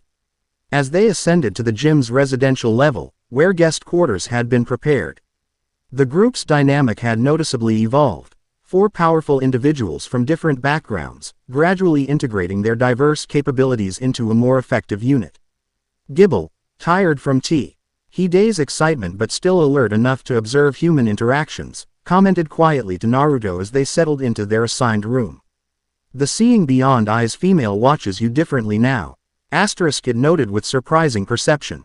Respect looking, not threat looking. Asterisk. We understand each other better after sharing psychic connection, Naruto explained, preparing a comfortable sleeping area for his small companion. Sometimes the fastest way to move past misconceptions is direct experience of another's perspective. Like when hatchlings snap at each other until recognizing nest mates, asterisk Gibble observed. Curling contentedly into the arranged bedding. Fight first, then understand, then protect together. Asterisk. Something like that, Naruto agreed with a smile, the simple drag on wisdom capturing complex human relationship development with surprising accuracy. As night fell over Saffron City, the last Dragon Sage contemplated the rapidly expanding crisis and the evolving team assembling to address it. From Cynthia's analytical leadership to Diantha's diplomatic integration to Sabrina's direct psychic power, each brought complementary strengths to the challenge ahead. Omoro would bring confrontation with Eclipse's main facility and potentially the opportunity to recover stolen heart stones. But beyond the immediate tactical objectives lay larger questions about Boundary System's future, questions Naruto increasingly suspected would require more than simple restoration of ancient parameters. The wall between worlds had begun as protection but evolved into separation. Whether that separation remained necessary or beneficial in the current era was a question the last Dragon Sage would need to answer not through inherited knowledge alone, but through dire court engagement with both worlds and their interconnected future. Outside his window, Saffron City lights illuminated the night sky, blocking out all but the brightest stars. Somewhere beyond those visible lights lay Turnback Cave and the answers they sought. But whether those answers would lead to restoration of boundaries or evolution toward new configurations remained to be seen. Chapter 3 End. The End. I hope you enjoyed this episode. Remember to subscribe and like this video. See you in the next video.